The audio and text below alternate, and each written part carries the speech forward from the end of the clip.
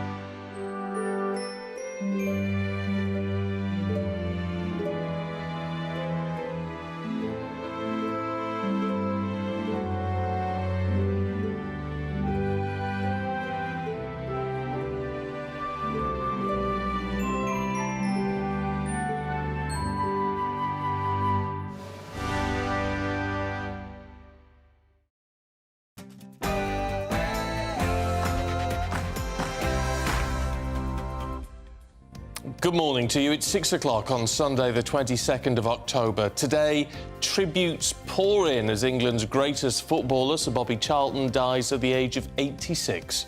The footballing community expressed their sadness at losing one of the most beloved players of all time. Is Prime Minister Rishi Sunak in crisis? According to reports, up to 25 MPs are sort of standing by to hand in votes of no confidence against him following that double by-election defeat on Thursday. The United Nations says more aid is needed after 20 trucks containing medical supplies entered Gaza through the Rafah crossing. This comes after an Israeli airstrike hit a refugee camp in Gaza.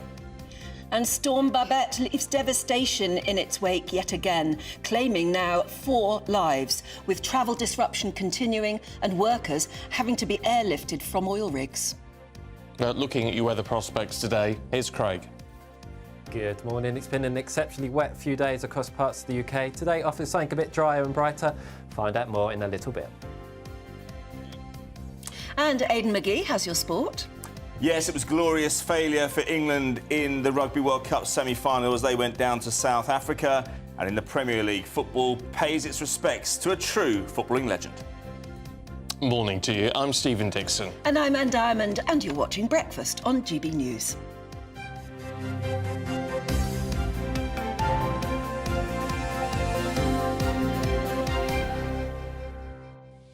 Well, what else could you lead with this morning but the tributes flooding in to Sir Bobby Charlton, who's died at the age of 86. You didn't have to be a footballer to understand that he was a key member, of course, of England's World Cup winning team in 1966 and a club legend at Manchester United.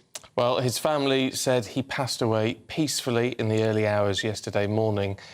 In a statement, Man United described Sir Bobby as one of the greatest and most beloved players in the history of the club. And Sir Geoff Hurst, who is now the last of the 1966 team, said he will be sorely missed by all of the country. Ellie Costello looks back at his life and career. The greatest moment in English football. Sir Bobby Charlton following captain Bobby Moore to collect the 1966 World Cup trophy from the Queen at Wembley. The defining moment in the career of one of England's greatest footballers. I'm a football romantic. I love football, and there are millions like me, to which this place is the focal point of the whole world. You speak to people like Pelé, and Beckenbauer, and the highlight of their careers was when they played at Wembley for the first time. Born the son of a coal miner in Northumberland in 1937, Bobby said the only choices open to him were the mines, the Navy or football. Thankfully for the world, he pursued the latter. Charlton's death leaves Sir Geoff Hurst as the only surviving member of the team that won the World Cup. At just 20 years old, a young Bobby Charlton was one of the Busby babes involved in the 1958 Munich air crash. He survived, although 23 lives were lost, including those of 8 United team members. Up until his own death, he remained the last surviving member of that crash. A fine centre, and Bobby Charlton slams the ball home. Bobby Charlton was named in the England squad for 4 World Cups. At the time of his retirement from the England team in 1970, he was the nation's most capped player, having turned out 106 times at the highest level. With 249 goals, he was Manchester United's highest all-time goal scorer for more than 40 years. He was also England's highest goal scorer for 45 years. In a glittering career, Sir Bobby won 3 league championships, an FA Cup and a European Cup with Manchester United. He remained a director at the club for many years. Bobby Charlton was the player who gave us that elite, world-class quality, which enables you to go and win tournaments. And don't forget the soccer school. David Beckham was brought to the attention by his participation and involvement in the Bobby Charlton Soccer School. In 1994, Charlton became Sir Bobby when he was knighted by Queen Elizabeth, and he continued to act as an ambassador for British sport. I'm a footballer and just tried my best and hoped that my ability was good enough to get me some success, which I've been lucky enough to have done. He helped to promote London's successful bid for the 2012 Olympics. This is such a fun place, and people love London. People love London, and we get them here, and we'll give them such a fantastic time. In his personal life, Bobby Charlton married his wife, Norma Ball, in 1961. They had 2 daughters, Suzanne and Andrea. In November 2020, it was revealed that Sir Bobby Charlton had been diagnosed with dementia, as did several of his 1966 teammates. He stepped back from public life and has rarely been seen in recent years. Sir Bobby Charlton will remain a name synonymous with the beautiful game. Won't it? And you only have to look at the newspapers this morning to see the impact. This is the Sunday Express. Farewell, Bobby. Football mourns the loss of a World Cup legend. But it's all over the front pages today in lots of different ways. There he is pictured on the front page of the Mail on Sunday. This is the Sunday Mirror. What a great shot. Brilliant front page. If you're listening on the radio, it's just one of Bobby Charlton when he was a bit younger. He looks as though he's dancing, but, he's just kicking a ball in a way that... Honestly, that must be when he's in his early 20s. We will never forget him, nor will football. And the Observer there, he's pictured on the front. And I think what you see now is that you don't just have to be into football or even into sport to understand there on the front page of the People, forever a hero. He was a great Brit, wasn't he? Yeah, a hero to the whole world, says The Sun on Sunday. And that's actually a quote from David Beckham, of all people. Of course, yeah. And there, inside The Sun, you see national icon. Even on the front page of The Times, I see one of the writers says, with his passing, a little piece of England has died. Yeah, fair point. There's sometimes our hero, says the Daily Star Sunday. And there's only one of them left now, our 1966 World Cup heroes. There's the Sunday Telegraph. The Sunday Telegraph, it's only in the top, the very top, in black, so it's not that obvious if you're just sort of glancing at the screen. But again, they say, it's special tributes inside to England's greatest player. And that's the thing, that's the moniker he will forever have. That's why he's such a loss, I think. He was a hero, but he was also a gentleman. He was of that era of footballers, and there are still, thankfully, some around who always behaved himself, always seemed to say the right thing. He could be a bit dour. But he did come from a footballing family. His uncle was the great Jackie Milburn, and 4 of his other uncles, and that's his mother's brothers were all professional footballers. And, of course, his brother Jack played with him in the 1966 World Cup team. Indeed. It's interesting. Mail on Sunday, on their picture of him at the front, it says, the hero of 1966 that every Englishman wished was his son. Oh, which is quite an interesting sort of take on it all, isn't it? But, you know, I think probably at the time, that's right. Have you passed me the Sun on Sunday there? Because there's a lovely picture in it somewhere here. Where he was, because as we know, he was in that terrible Munich air crash that killed 8 of his teammates. He was only 18 then, but if you see there, he's pictured in hospital just shortly after that crash. He was one of the survivors, and obviously, but he lived with survivor guilt, it is said. He never got over it, and they say he never smiled again after that because he had this sort of sense of survivor guilt, but incredibly went on to become a complete football legend.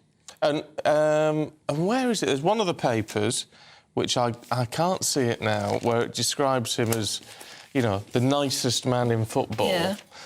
Which, again, I think is nice, because a lot of these big celebs now, they do have a reputation for being... That's another one. Oh, that's a great shot of him. The miner's son who became England's greatest. Yeah. You know, a lot of people have a reputation, don't they? Of just, you know, they get a bit up themselves. Yeah. And he always, always had that reputation of just being a nice man.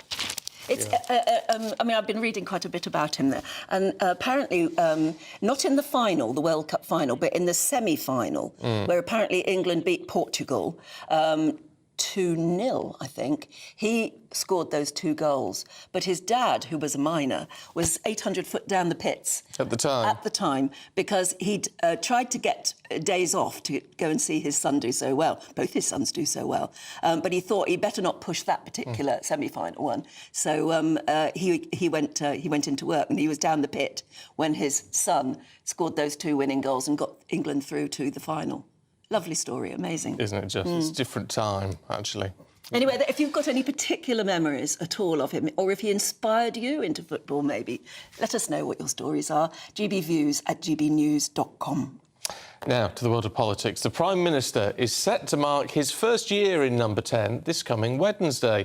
But, of course, there are problems at home and abroad. Oh, yes. According to reports, up to 25 MPs could be set to hand in letters of no confidence to the 1922 committee after, of course, the loss of those 2 by-elections on Thursday. On the other hand, the Channel migrant crisis and the war in Ukraine and the Middle East have also added to the Prime Minister's headaches. Yeah, but isn't it incredible to think that some Tory MPs think now is the right time to call for yet another leader? Joining us now is political commentator Peter Spencer. Good morning, Peter. Surely now is... I mean, I can't even think of who they are proposing.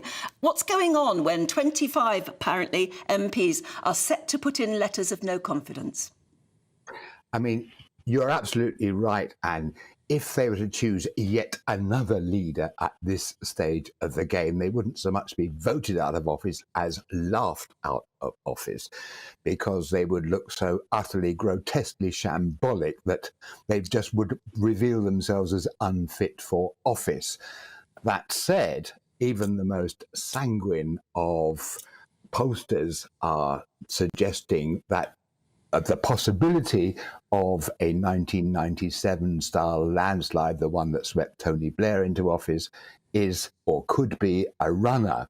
Now, the Conservative Party has had a collective collywobbles for some time now. The story is that these so-called 25 MPs thinking about putting in letters of no confidence were actually, this idea was around before even these by-elections took place. Now that they have, and it's worth remembering also there could be another one, because Peter Bone, the veteran Tory MP, could well be on the way up, triggering yet another Tory safe seat.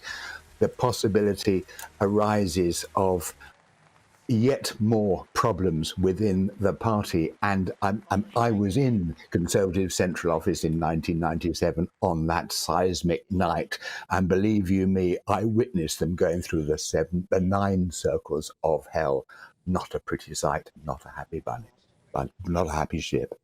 No, it's not at all. Mind you, this figure of 25, I mean, it doesn't actually mean anything, does it? Because what would they need? 15% of 352, whatever that is, 50 odd. Absolutely. Yeah, sure. I mean, to some extent, this is a bit of a flyer, but it is indicative of the state of the appalling state of morale within the Conservative Party. And the two factions that we're talking about here are those who say Boris Johnson should never have gone in the first place, and those who fear the party is drifting or being dragged to the right, and fear that this actually is bad for the country as well as their own electoral prospects. And indeed, there are masses of other factions within the Conservative Party bubbling away. I mean, it does not come across as a cohesive force at all, in stark contrast, I have to say, to Keir Starmer's Labour Party. Now, in his boringly efficient way, he has cleared out the Augean stables on his side. So the contrast between his party conference, which was neat and tight and tidy and disciplined, and the Conservative Party conference, which was all over the place, could hardly be more vivid. OK, Peter, good to talk to you this morning. Thank you very much indeed. It does make you wonder what some of these Tories are thinking. Mind you, if they just think, maybe they think, someone at the top who is, in their view, more conservative would make them more electable. Well, that's what we keep hearing again and again, don't we? That the Rishi Sunak isn't conservative enough. But who are they trying to put forward in that case? Know. I mean, there are no names. There are no more names. Unless Liz Truss back again. Penny Mordaunt, I think, quite fancies it. Penny Mordaunt is an interesting one. But to change leader now, I suppose they could calculate, all right, we've got a year, but I don't see that it would be a good look for them to be in any further chaos. You wouldn't have thought so, but let us know what you think. gbviews@gbnews.com. It is 6:15. If you've just joined us, these are our top stories this morning. Well, tributes are pouring in as England's greatest footballer, Sir Bobby Charlton, dies at the age of 86. The footballing community expressed their sadness at losing one of the most beloved players of all time. Is Rishi Sunak in crisis? According to some reports this morning, up to 25 MPs are set to hand in letters of no confidence against the Prime Minister following that double by-election defeat on Thursday. And the United Nations say more aid is needed after 20 trucks containing medical supplies entered Gaza through the Rafah crossing from Egypt. This comes after an Israeli airstrike hits a refugee camp in Gaza. And Storm Babet has left devastation in its wake, claiming at least 4 lives, with travel disruption continuing and workers having to be lifted from rigs.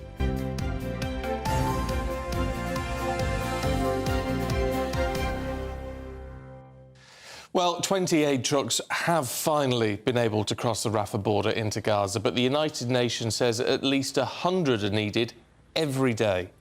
Yeah, though it's an operation fraught with danger. An Israeli airstrike targeting a refugee camp market in central Gaza has resulted in fatalities and injuries. That's according to the Interior Ministry. Well, Israel has said it will intensify attacks on the north of the Gaza Strip now that most civilians, they say, have left. That's according to the military. And Israel has vowed to punish Iran for its involvement in Hamas's kibbutz massacre and promised that if the Iranian-backed Hezbollah joined in, bombs would fly. Well, the American president has called on the Prime Minister to legislate, our Prime Minister that is, to legislate Iran's Islamic Revolutionary Guard as terrorists in the wake of Tehran's complicity in the Hamas massacre in Israel.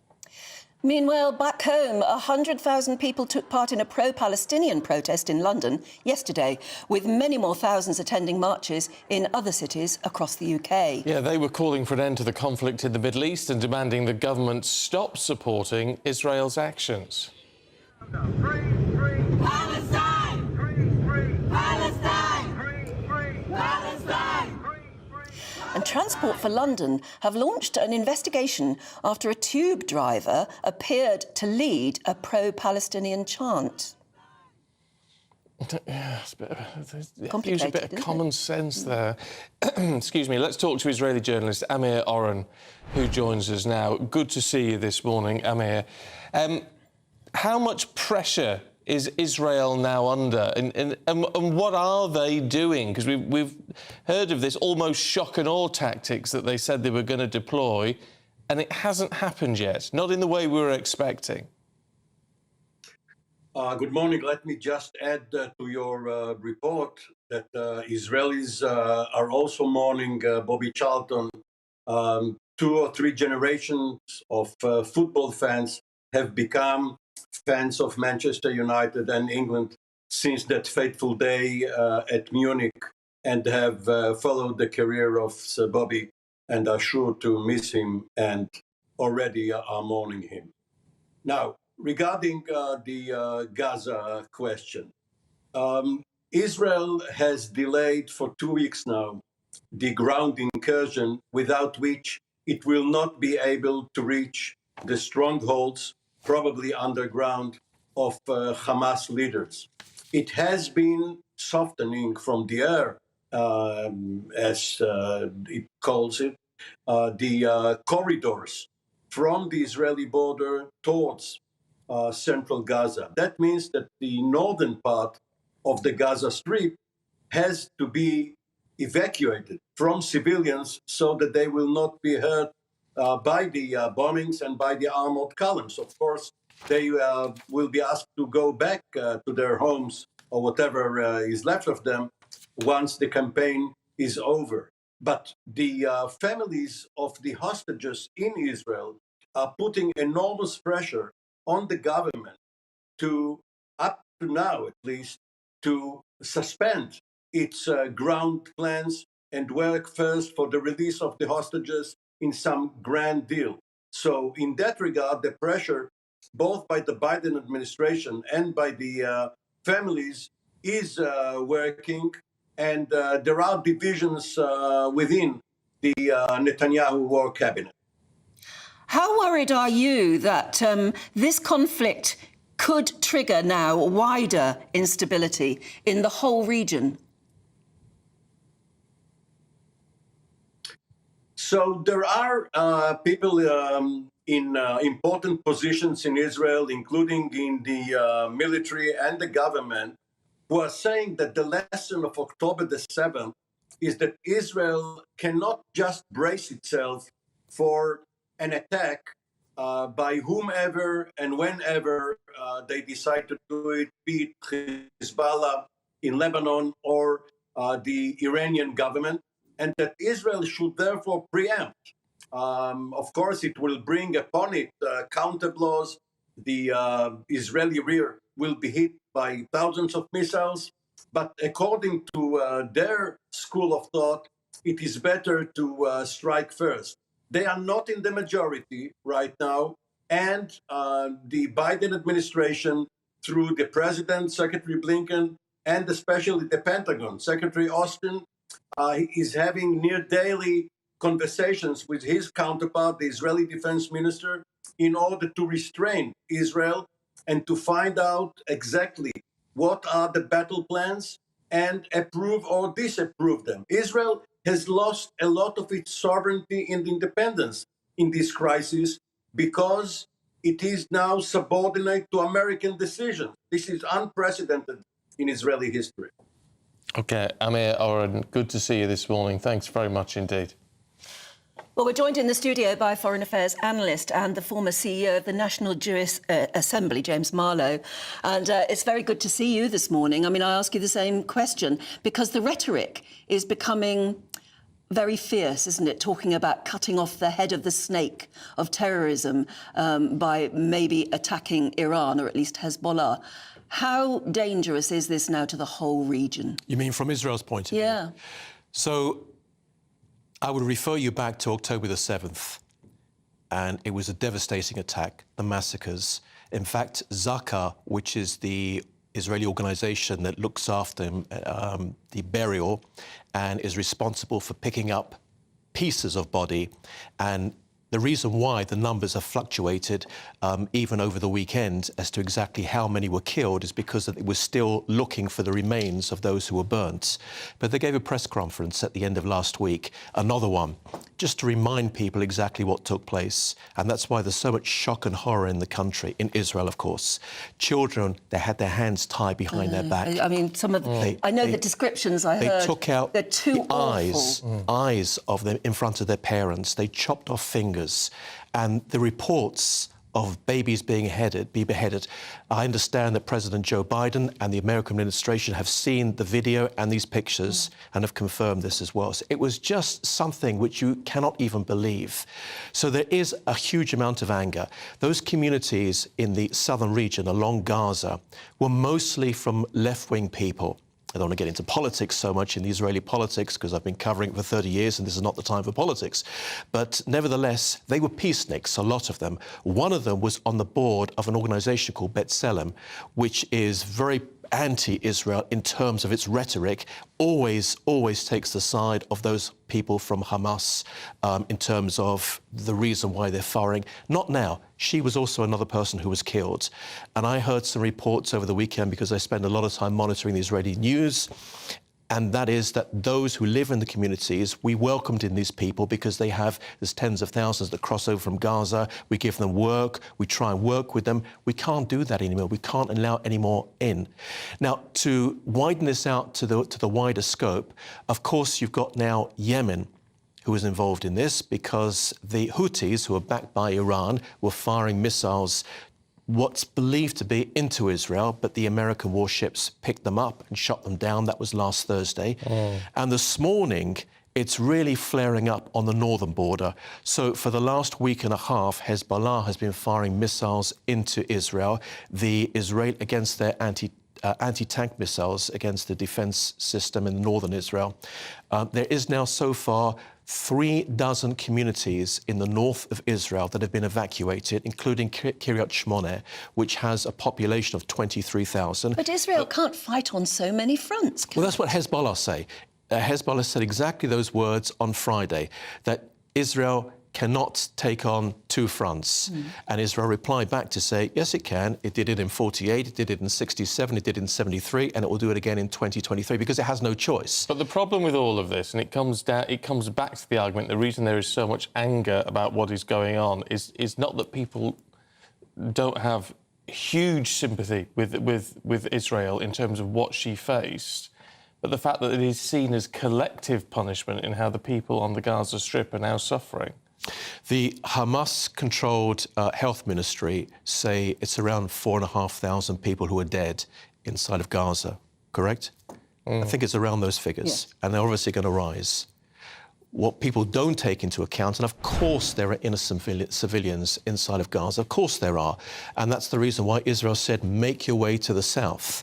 And of course, Hamas were blocking those roads for people to get down to the south. There is video which is picked up from children asking their parents, why aren't we leaving now? And they're being told, well, because Hamas has blocked the roads. But not they're telling the children, but it was just the audio of some microphones were picking this up. But of course, it cannot come out. So of course, there are innocent civilians at the same time. But I have to tell you, the reason why the 20 trucks finally went into Gaza yesterday was not just because Israel was so adamant that they would not cross over. It was also from the Americans' point of view, because the Americans brought out, when they came out with Biden and the Secretary of State, Anthony Blinken, they also brought out their top hostages, top hostage negotiators. And just like you would take over a bank in New York City, for example, and it went wrong, so they're holding hostages. Right, you want some food? You want some water? Give us something back in return. We want, say, 20 hostages. We'll give you 2, and they negotiate. That's exactly what took place on the Rafah border. Now, there could be some more trucks going in today. With more negotiators. Exactly, and it's not just Israel, but it's the Western world and a lot of the Arab states as well, the Gulf states. Very much, you won't see them say this publicly, of course, Saudi and the UAE and Bahrain, but they are saying it privately on the telephones to their diplomats that this is Hamas has to go. James, we've got to leave it there, but good to talk to you. Thanks very much indeed.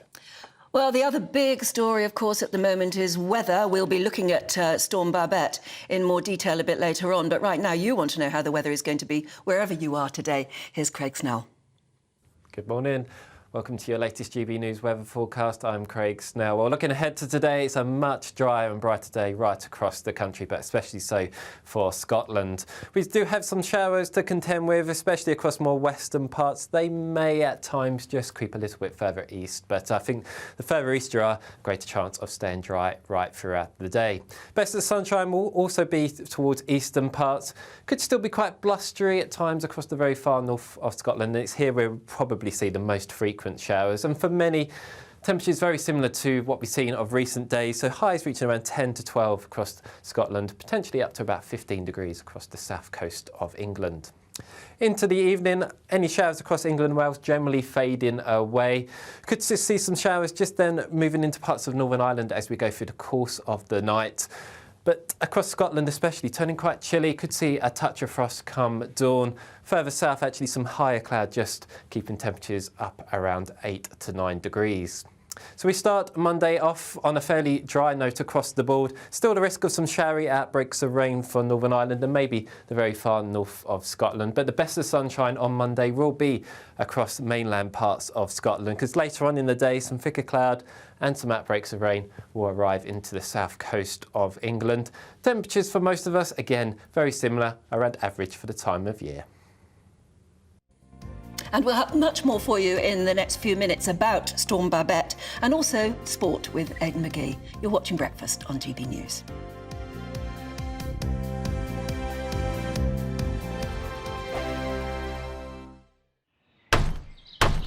Who is it? We're here for the show. More energy this time! Welcome to the Dinosaur Hour. I was married to a therapist. And you survived? I thought we were getting Hugh Laurie. Second best. You interviewed Saddam Hussein. What's that like? I was terrified. I'm playing strip poker with these three. Oh! No, thank you. My CDs need to be put in alphabetical order. Are you going to be problematic again? The Dinosaur Hour. Sunday, the 29th of October at 9 on GB News.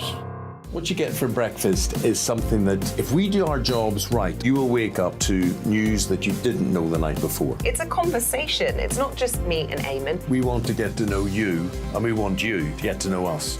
From 6, it's Breakfast with Eamon and Isabel. Monday to Thursdays on GB News. Britain's news channel. People in Britain, they love free speech, but they also love fair play. I don't care if I'm speaking somebody from a trade union, from the Labour Party, somebody from the SNP. And I think the viewers like to see that actually we can challenge one another, but in a positive way. We think we ask the questions that people want to ask, and often we ask the questions that we wanted to ask in Parliament but never got the chance to ask. So join us every Saturday, 10 a.m. till noon on GB News, Britain's news channel. Nightmare commute. Kick it up a gear with me, Patrick Christie's, at drive time, 3 till 6 p.m, Monday to Friday on GB News Radio. You can listen online and on DAB+, on the smart speaker app, and on the GB News app. And if you've got an Alexa, all you have to say is, Alexa, play GB News. We're also on TuneIn and the Radio Player apps. From the school run to rush hour, get revved up with me, Patrick Christie's, on GB News and GB News Radio.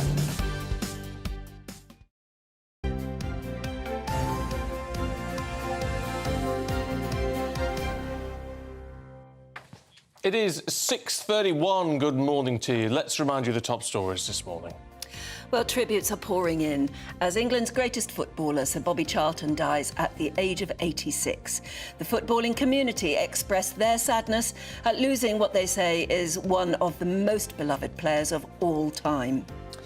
Is Rishi Sunak in crisis? Well, according to reports, up to 25 MPs are sort of standing by, ready to go to hand in letters of no confidence against the PM on Wednesday, because that's when they can legally do it. It follows that double by-election defeat last Thursday. And the United Nations say more aid is needed after 20 trucks containing medical supplies entered Gaza through the Rafah crossing. This comes, of course, after an Israeli airstrike apparently hits a refugee camp in Gaza. And Storm Babet has left devastation in her wake, claiming at least 4 lives. Travel disruption continuing. Workers apparently having to be lifted from air rigs. Well, Storm Babet is passing, apparently, but leaving devastation in its wake. Yeah, now we know that there was a second red danger to life weather alert in a week that expired, actually, in eastern parts of Scotland. Amber warnings, though, are still in place. But there is travel disruption, and that's going on after King's Cross Station was forced to shut yesterday because of overcrowding, and there are doubts about many lines this morning. Weather journalist Nathan Rao is here. Nathan, morning. It's been horrific. It's been horrific just sort of in the bottom half of England. Never mind the rest of the country. Yeah. Is the worst of it over? The worst of it is over. I mean, this is possibly the worst, one of the most significant rainstorms, certainly since 2020 Storm Dennis. And that was the last time we saw a red rain warning. Now, very rare. Thankfully, the rain warnings have passed for now. There are still numerous Environment Agency flood warnings, flood alerts and flood warnings in place from the Scottish Environment Protection Agency all over the country. So while the worst of the rain has now passed, for now, rivers are still very high. There is still going to be an ongoing risk of flooding, certainly throughout today and possibly the next couple of days. And then the rain is coming back, unfortunately. There is more rain on the way this week. Oh, no, when? We're going to get a bit of a respite today for the rest of the day, and that'll be very welcome in Scotland and in Derby, where we've seen these horrific scenes. But then tomorrow morning, there is another low-pressure system coming in from the south. This is not going to be as bad as Storm Babet. And then all through the week, and possibly until the end of the month, we are in an Atlantic regime, and there are lows coming at us from the west continuously. All right, look, not as bad as Babet. Not as bad, but we've got ground saturation. Exactly. Yes, absolutely. Where does it go? Yeah, and as I was explaining the other day, the problem with Babet was that it wasn't an unusual storm in terms of it wasn't especially deep or especially vicious, but it was stalled over the UK because we had a high-pressure system to the northeast of the UK, and it sort of bumps against it, and that stops it from moving. But yes, it offloaded a lot of rain, and we're seeing this is why these flood warnings and flood alerts are going to remain in place. Any rain now coming through the next week or the next coming days is going to be problematic, certainly where the rivers are at breaking point. You know, this is where the alerts and warnings are going to stay in place. And certainly if you're travelling, check the authorities, because there are still some road closures in place. The A90 in Scotland and the A92, these are still closed this morning. And where there is flooding across the country, there is bound to be disruption going forward. Yeah, and you get an idea of this, the ground saturation. The water's got nowhere else to go, so it's just sitting there. When you heard about that aircraft that just skidded at the end of the runway. It was astonishing, yes, and this actually shows how dangerous the weather can be. And we talk about warnings a lot. I mean, I talk about weather warnings a lot, and they do. The Met Office do issue a lot of warnings, usually yellow warnings, and people get a bit frustrated because they're saying we're always being warned, we're always being warned. But as I mentioned the other day, they don't issue red warnings without very, very good reason, and there was good reason during this storm. And we have, well, I mean, look, it's danger to life, and we've seen lives lost. Yeah, and the safety authorities are warning people, you know, even though the rain has now passed for the moment, stay away from flooded regions. Don't drive during, you know, where there's flooding going on, because a small amount of flood water can move a car out of your control. And just be sensible. I mean, the severe flood warnings in place from the Environment Agency and the Scottish Environment Protection Agency, they are to take action around these regions, and that is particularly around the River Derwent in Derby. But where you see, it's worth checking out their websites and having a look if you are out and about, just to check in the wake of this storm that where you're going is safe and convenient. OK, Nathan. Great, Nathan, thank you. My goodness, it's so difficult for anyone wanting to clear up after thinking the storm's gone.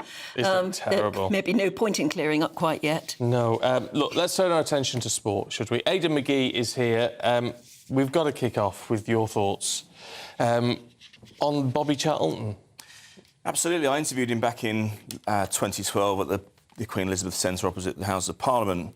There wasn't much of him. I was quite surprised that he was... diminutive. Yeah, he was. And we didn't really talk much about football. Because I lived in Manchester at the time, and we just chatted about local stuff, really. But I was amazed how down-to-earth he was. He gave me a fantastic interview.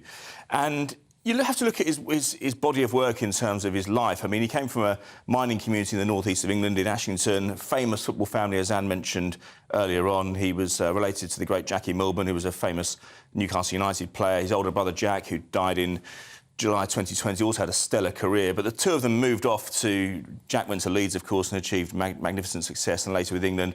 Bobby moved off to Manchester, where, of course, he was part of the original Busby Babes back in 1958. And you have to think he was 18 years old when 8 of his teammates perished on the runway in Munich. Manchester United were kind of frowned upon by the English football fraternity at the time for taking part in European football. They weren't even meant to be there. They were like, well, what are they doing taking part in these European competitions? And so you have to remember the mental fortitude he would have had to endure to get, within 10 years, to win the European Cup. Yeah, after losing 8 of his teammates at the age of 18. He was badly injured as well, Anne. He was badly injured. He had to recover from that. He always said that Duncan Edwards, he said, if you thought I was a good player, wait till you see Duncan Edwards. Duncan Edwards sadly died that time, and Bobby Charlton emerged from that. You think of the support he would have got today at the age he was at. He came through that. And I think if you look back at the time, he would have grown up in an era when, in the mining communities and the collieries, people actually went to work and didn't come back. You just had to get on with it and show a stiff upper lip. And he scored 2 goals in the European Cup final for United against Benfica in 1968. 2 years before that, there was the World Cup. And look at his numbers as well. I mean, 106 caps for England, 49 goals. That record stood until 2016 when Wayne Rooney took it. His numbers as well. Excuse me, Manchester United, 758 appearances, 249 goals. You look at the numbers, you think he's a striker. He's not, he's a midfielder. No, he's a midfielder, He's a midfielder. He believed that it wasn't just about... We've heard from Gordon this morning. Hi, Gordon. He says, in 1966, I was 13 years old and I was one in the Wembley Stadium watching England beat West Germany in the World Cup final. 57 years later, and there can't be many of us supporters left, but I'm still incredibly proud to have been there and witnessed the genius of one Sir Bobby Charlton. Great to have been there for that final, It's going to stay in your mind forever, that. Let's look at something more positive, just for a moment, which is the Rugby World Cup last night. More positive, actually, because although England didn't get through, they put on one hell of a fight. Oh, they absolutely did. I mean, they were leading until 3 minutes from time. I mean, I was predicting that yesterday they'd probably get eaten alive by South Africa. Yeah. We didn't really know where England were at because they'd had 5 prior games to that. They'd won them all, but they hadn't really played against any kind of high-calibre opposition. But they really took the fight to South Africa last night. I haven't seen a performance at fullback that we saw from Freddie Stewart in many a long year. He's somebody at the age of 22 that England could probably build their team around in years to come. I think Steve Borthwick, the coach, showed immense calibre, considering he only took the job in December. He had a wretched time for so many months leading up to the tournament. They performed well in France overall. And, of course, Owen Farrell had his problems leading up to the tournament with his tip tackle suspension, but he was excellent last night as well. And South Africa may well go on and win the tournament now. I mean, they've got New Zealand in the final, and the performance last night, it was full of guts, determination. The kicking game stood them in good stead. I would have liked to see them maybe go for a try, but this is what world-class sides like South Africa do. They took England right to the end, and they didn't give up, and eventually they got over the line with 3 minutes to go, but 16-15... That's an immense performance for England, you have to say. It really is, because everyone was predicting doom. Lovely stuff, Aidan. Thank you. We'll see you a little bit later on. Yeah. And do stay with us, because our headline makers are coming to join us after this.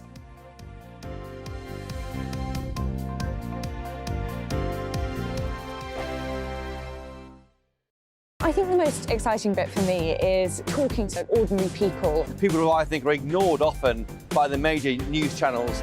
We're going to give news they want to hear. There's a voice there that needs to be heard. I think there's a chance here for a diversity of opinion to be expressed, which you don't find elsewhere. It's really exciting. We don't hold back. We're free to say how decisions that are taken here affect us all around the country.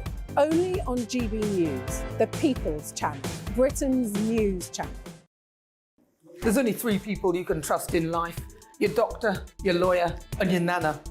I'm not sure. So join me, Nana Aquare, at 3 p.m. every Saturday and Sunday, where we discuss the biggest topics of the weekend. Be ready for battle. Could you be quiet? What is this? It's my new teeth. It's your new teeth. I don't bite. Well, not without a good reason. Always honest, always fun. Every weekend at 3 p.m. on GB News, the People's Channel, Britain's news channel. So Jubes & Co, we tackle the issues of the day with real, robust debate, both sides of the fence, battling it out with me in the middle with my forthright opinions and views. And often really interesting things happen because you start with a position and then by the end of the debate you find actually, well, I might not have thought about that one. What we need in this country is 2 new political parties. You should maybe think about doing a 2024 calendar. I'm Michelle Dewberry and I'm keeping you company right through until 7 o'clock this evening. GB News, the People's Channel, Britain's watching. Join us every night on GB News at 11 p.m. for Headliners, which is 3 top comedians going through the next day's news stories, which is exactly what you need, because when the establishment has gone crazy, you need some craziness to make sense of it. Headliners. You don't have to bother reading the newspaper. We've got it covered for you. Every night at 11 p.m. and repeated every morning at 5 a.m. We won't send you to sleep like some of the other paper review shows out there. So join us 11 p.m. every night on GB News. The People's Channel, Britain's news channel.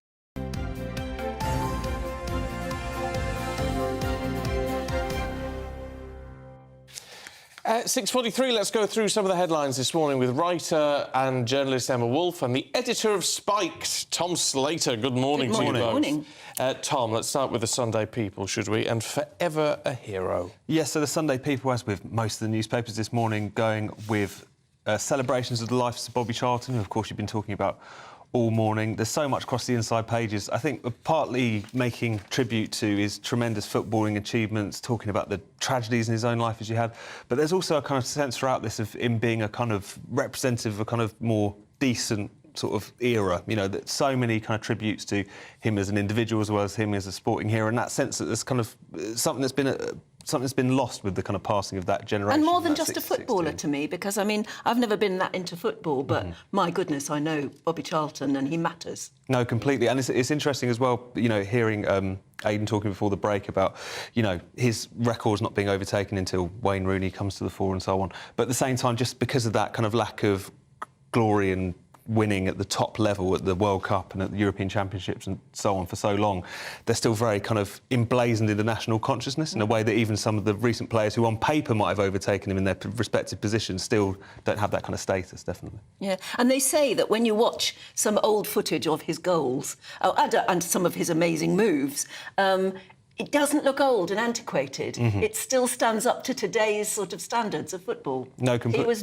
blinking good at what he did. Absolutely, and you see that from all of the kind of praise through all of the different kind of generations of footballers that you read in the newspapers this morning. Everyone recognising him as a tremendous talent, first and foremost, as a legend of the game, but also so many tributes to him as an individual, as seemingly never had a...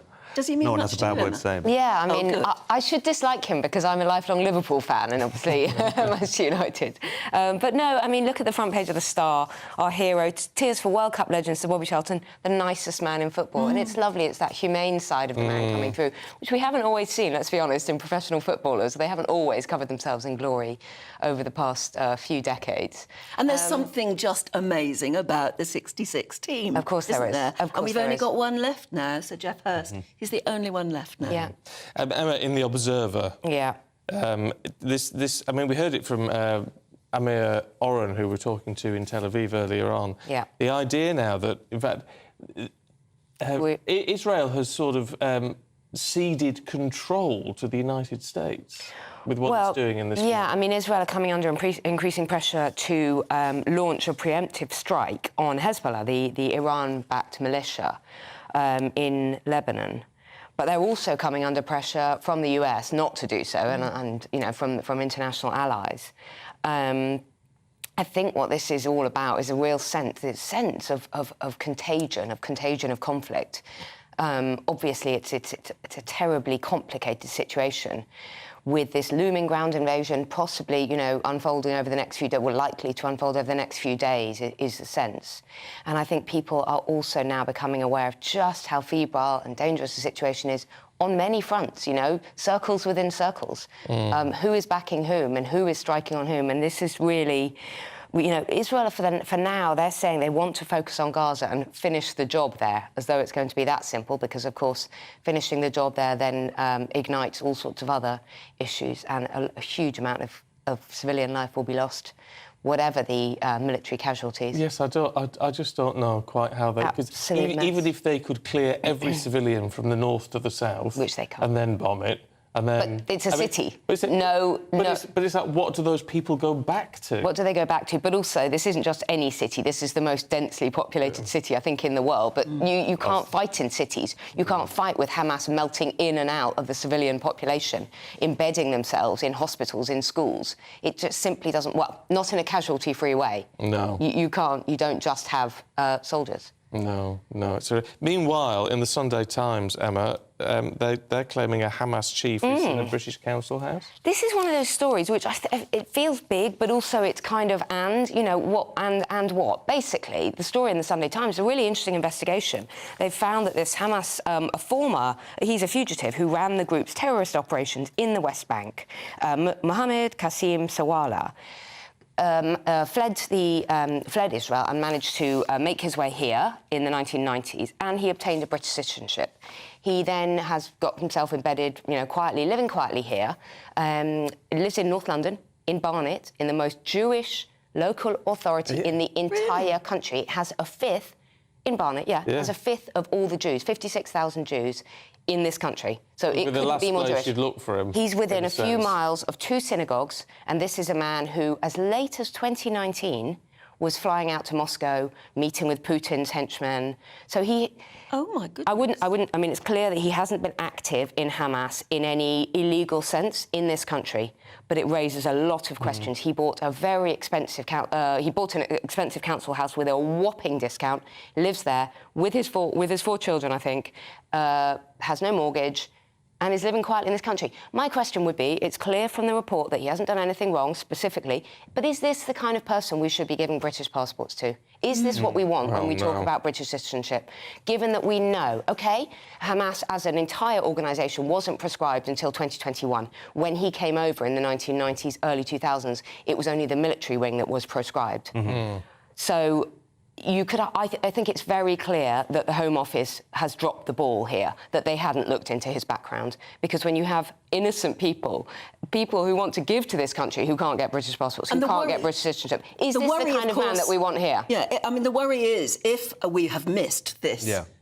And it's the front page lead of the Sunday Times says Hamas chief lives in British council house. And how do you feel if you are a Jew living in Barnet right now? That is so arresting, that headline. And there have been other examples as well of there being this tremendous slackness. I always remember Salman Abedi, the Manchester arena bomber, was allowed to essentially travel back and forth from Libya, fighting in the Libyan civil war with Libyan Islamists, where it's very much understood that's where he learnt to make explosives, that's where he applied his trade in jihad and so on, to then come back and make this attack. And there's this kind of cluelessness that it's hard to get a grip on. Why were these things not kind of picked up on? How are people allowed to move back and forth, even representing the interests of Hamas and so on, well into the 2000s, the late 90s, about that being a thing? In a way that we just missed these things.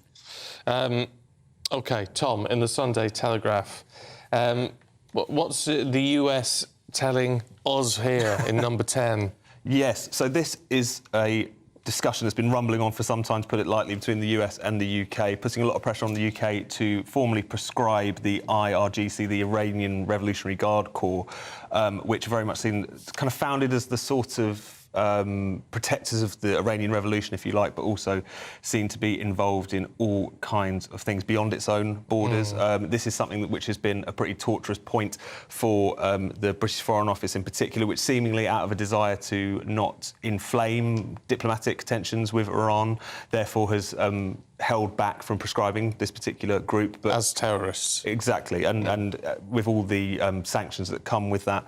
But obviously, given what has happened in Israel, given the pogrom in Israel, given the fact that we know that Iran has funded Hamas and armed Hamas for a very long time, although how much they knew about this specific atrocity is something which is constantly being debated and reported on.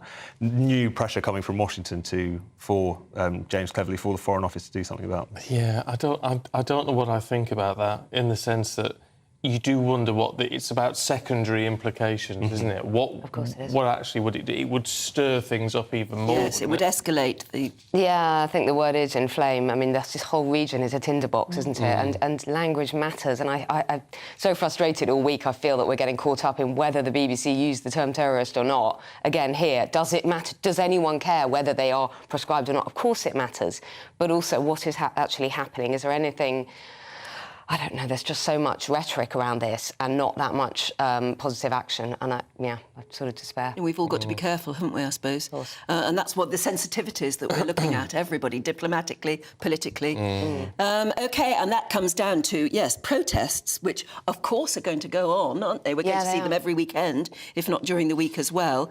And Emma, in The Telegraph, you found the report that police are being criticised for allowing a jihad chant at the protest yesterday. Yeah, so this is the Met Police. They've been also, like Israel, coming under increasing pressure from many, many critics saying, hang on a minute, these huge protests which are happening now in London regularly at weekends, and as you say, Anne, probably only going to increase, are going to become a regular feature, for not cracking down. I think the latest is that out of around an estimated 100,000 protesters yesterday, they seem to have made 10 arrests. Right. I think it comes down as well to how it's the interpretation of the word jihad. The Met Police have made the point. There were people chanting jihad, jihad, jihad. The Met Police are making the point, as if we're meant to trust them when they can't even arrest shoplifters, that they're making the point that they have specialist terrorist, experts in this area, that they understand the meaning of the word jihad, that it wasn't meant as we interpret it in a holy war, in a terrorist sense, that they are assessing the video very carefully. This was a huge protest yesterday, organised by Hizb ut-Tahrir, which is an extremist Islamic group. Well, that's who organised it. Yes, and many people in central London yesterday, caught up in it, felt that it was pretty hot, pretty febrile situation. Is this the kind of thing we want to have on our streets? And well, no, but again, it boils down to that same argument, though. As much as you may not like it.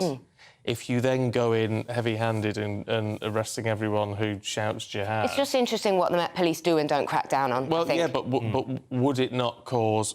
would it just not inflame more protests, more... No, you're right. You're right. I don't come down on either side. And I think, again, of course, the majority were probably protesting peacefully. But where do you draw the line? Because you have to draw it somewhere, don't you? You do. You do. And I mean, I always understood jihad was the worst sort of holy war, and to have it chanted in an organised fashion on the streets of London. I mean, they didn't crack down on. They didn't, because Stephen, they didn't crack down on the women who had paragliders, pictures of paragliders on the back of their hoodies. No. So they are choosing to take a light touch on this, and that may be the right strategy. It may, but it's a choice. I can understand people at home or listening or watching thinking, no, you need to tackle that. It's never that. You cause an incident that you may have been able to avoid. But I think many Jewish people and many others are feeling extremely hurt and shocked and frightened right now. And seeing these protests, and I'm not anti the protesters at all, seeing these protesters weekend after weekend and living in this city, we have to think of them. But it's also you have to remember October the 7th. I think with these protesters, you need to, I don't know, but how many of them are just saying, as some of these celebs seem to be saying, all we're concerned about is Palestinian civilians. And we all are. Well, in fact, a lot of them, and some of the chants that are used, are actually, in effect, calling for the destruction of Israel. No, exactly. I mean, and this is the problem. I don't think people understand the nuances of it. No, not at all. And there is so many different elements to it. There'll be some people who might just see the images on television and want to come out. But, this has been a feature of supposedly pro-Palestine demonstrations for many years now, which is in and amongst people just trying to express their solidarity and whatever, is an incredibly strong anti-Semitic element, is an incredibly strong... And they're part of it. ...element, exactly, often involved in actually organising these things. You're hearing explicitly anti-Semitic chants, kind of Arabic war cries, which date back to...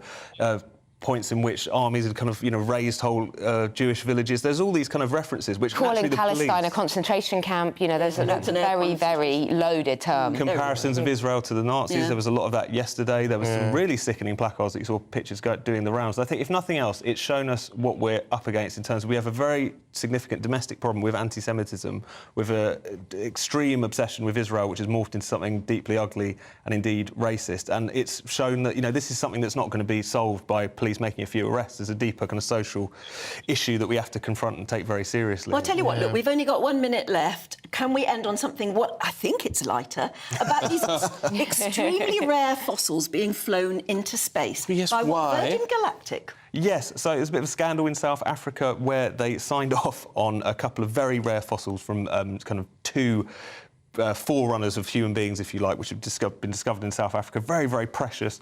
And South African billionaire was able to kind of carry them in his pocket on a Virgin Galactic flight into the atmosphere, causing all this big row about how you letting... The novelty being that suddenly from the birth of mankind up into space. Exactly. But a bit of a stunt, really, yeah? It was, and many people pointing out that, you're not supposed to move these things from museum to museum without the utmost care, yet you've allowed the billionaire to stick it in his pocket and take it up to space. So that's caused a big incident amongst the international paleontology crowd, which is not something you can say every day, I suppose. Very odd. Very odd. Hang on a minute. There's all sorts of space junk up there that they've left. What's wrong with a few rare fossils? Oh, there you go. Emma, Tom, good to see you. We'll catch you a little bit later on. Thank you. Much more, of course, on Sir Bobby Charlton coming up. And we're going to be talking to the former England manager, Sam Allardyce, in just a few minutes.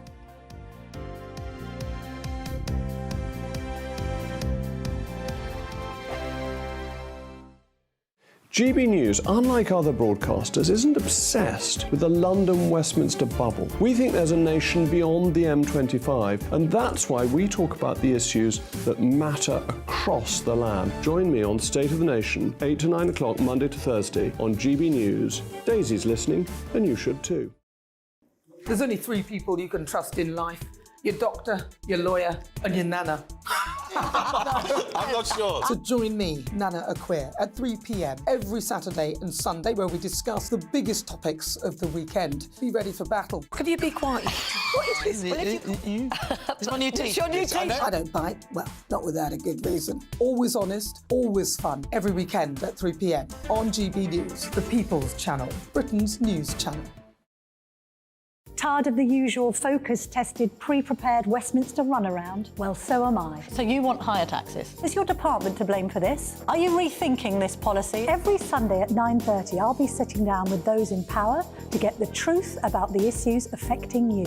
Let's be honest, we've known about the cost pressures of this project for years, not months. That's the Camilla Tominey Show, a politics show with personality. On GB News, the People's Channel, Britain's news channel.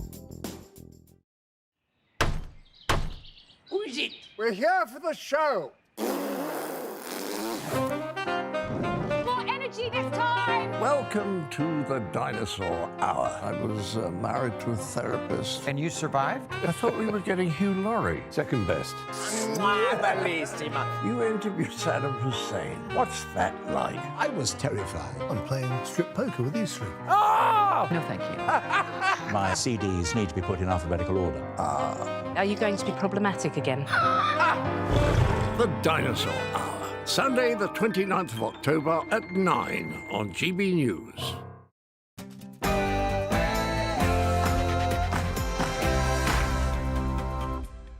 Well, a very good morning to you. It is 7 o'clock. It's Sunday, the 22nd of October, and today tributes are pouring in as England's greatest footballer, Sir Bobby Charlton, dies at the age of 86. The footballing community expressing their sadness at losing one of the most beloved players of all time. We're going to be talking to the former England manager, Sam Allardyce, in just a moment. In the Middle East, there are reports of evacuations taking place along Israel's border with Lebanon. Our Home and Security editor, Mark White, is in Israel for us. Within the last hour, another 14 communities have been told that they must evacuate, those border communities alongside the Lebanon border. In addition, we've heard that the Israelis have struck a mosque in the West Bank that, according to the Israeli Defense Forces, was used by Islamic Jihad and by Hamas. Is the Prime Minister in crisis? According to reports today, up to 25 Ps are standing by to hand in letters of no confidence against the Prime Minister following a double by-election defeat on Thursday. And Storm Babet leaves devastation yet again in its wake, claiming at least 4 lives, with travel disruption continuing and workers being airlifted from oil rigs. Jack Carson is at the UK's newest river.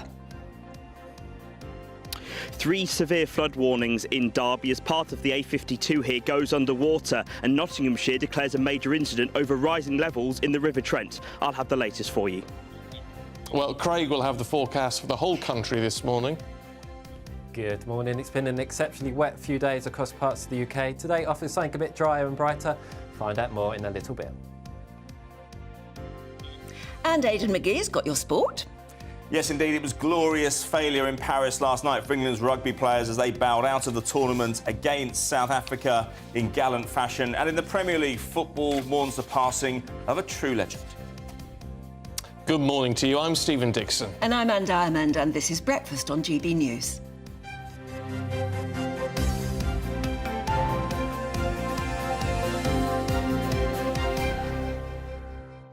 Well, we talk about tributes being paid to Bobby Charlton, who's died at the age of 86, and by that we mean big people, famous people, footballers, but actually your tributes are coming in thick and fast, including from Della, one of our greatest footballers and a lovely man, she says. Donna says, my husband came home with a signed photo of Bobby Charlton for me yesterday afternoon. I instantly burst into tears, much to his confusion because he hadn't heard the news.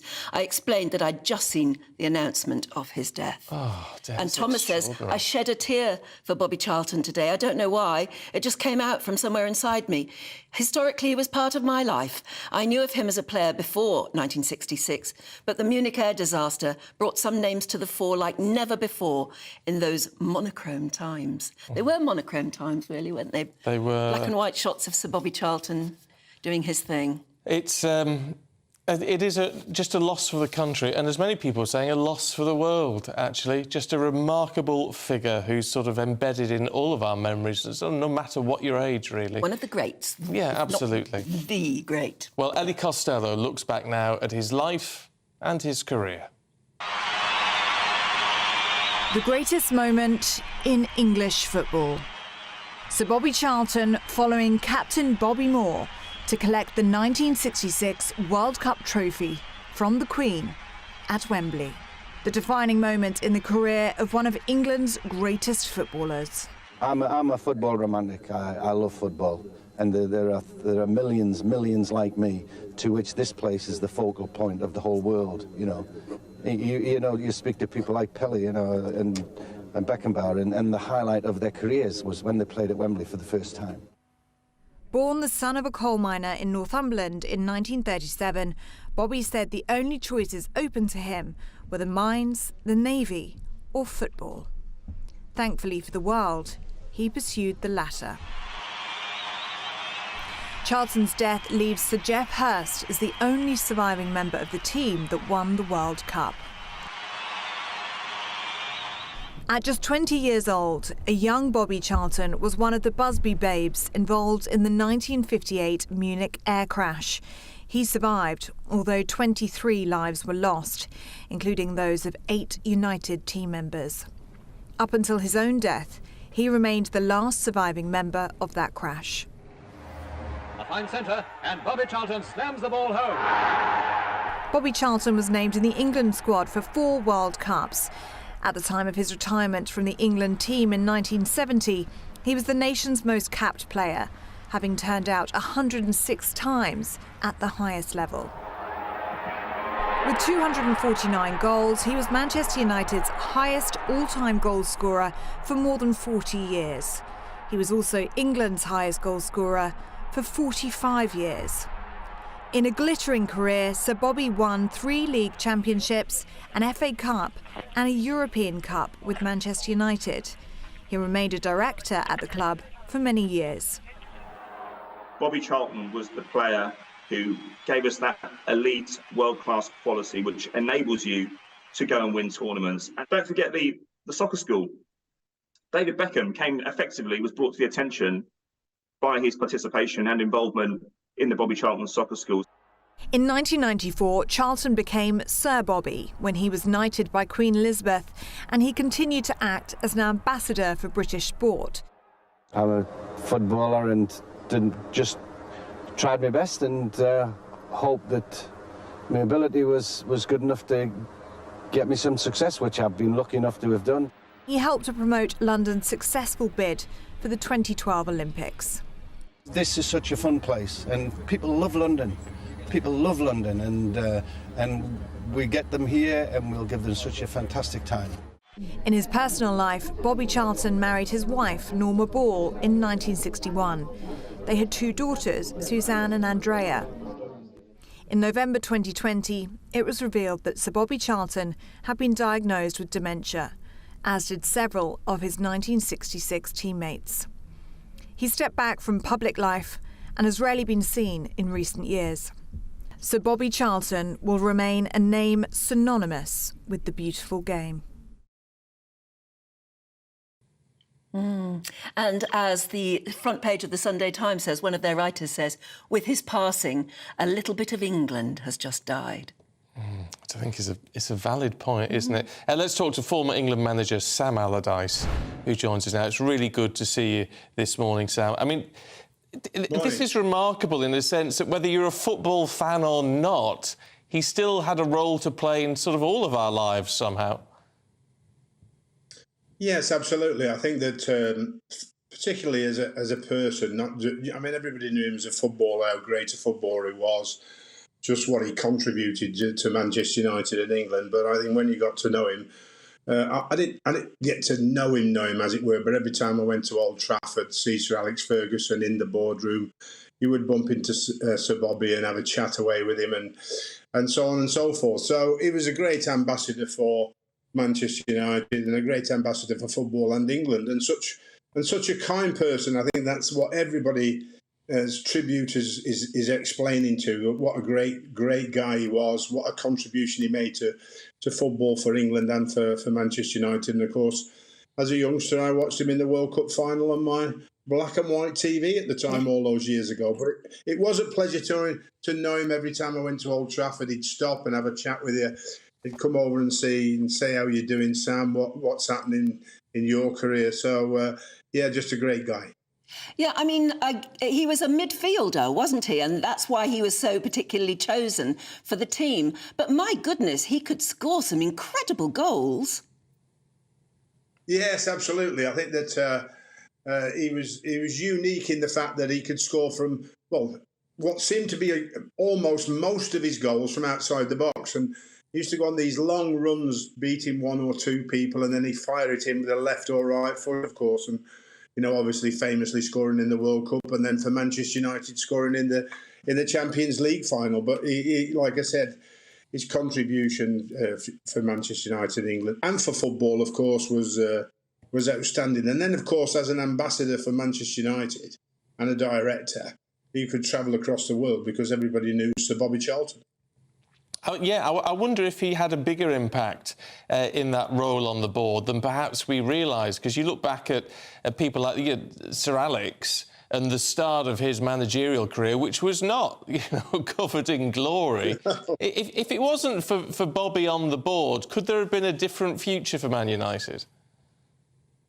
It's hard to say, but I mean, Sir Alex and Sir Bobby got on famously, as he did with Sir Matt Busby. And I think that in those difficult times for Sir Alex, perhaps the backing of Sir Bobby in the boardroom was needed, and perhaps he gave that. But obviously I don't know, but he was certainly a man who saw the quality of Sir Alex Ferguson, that's for sure, and they had a great friendship as well.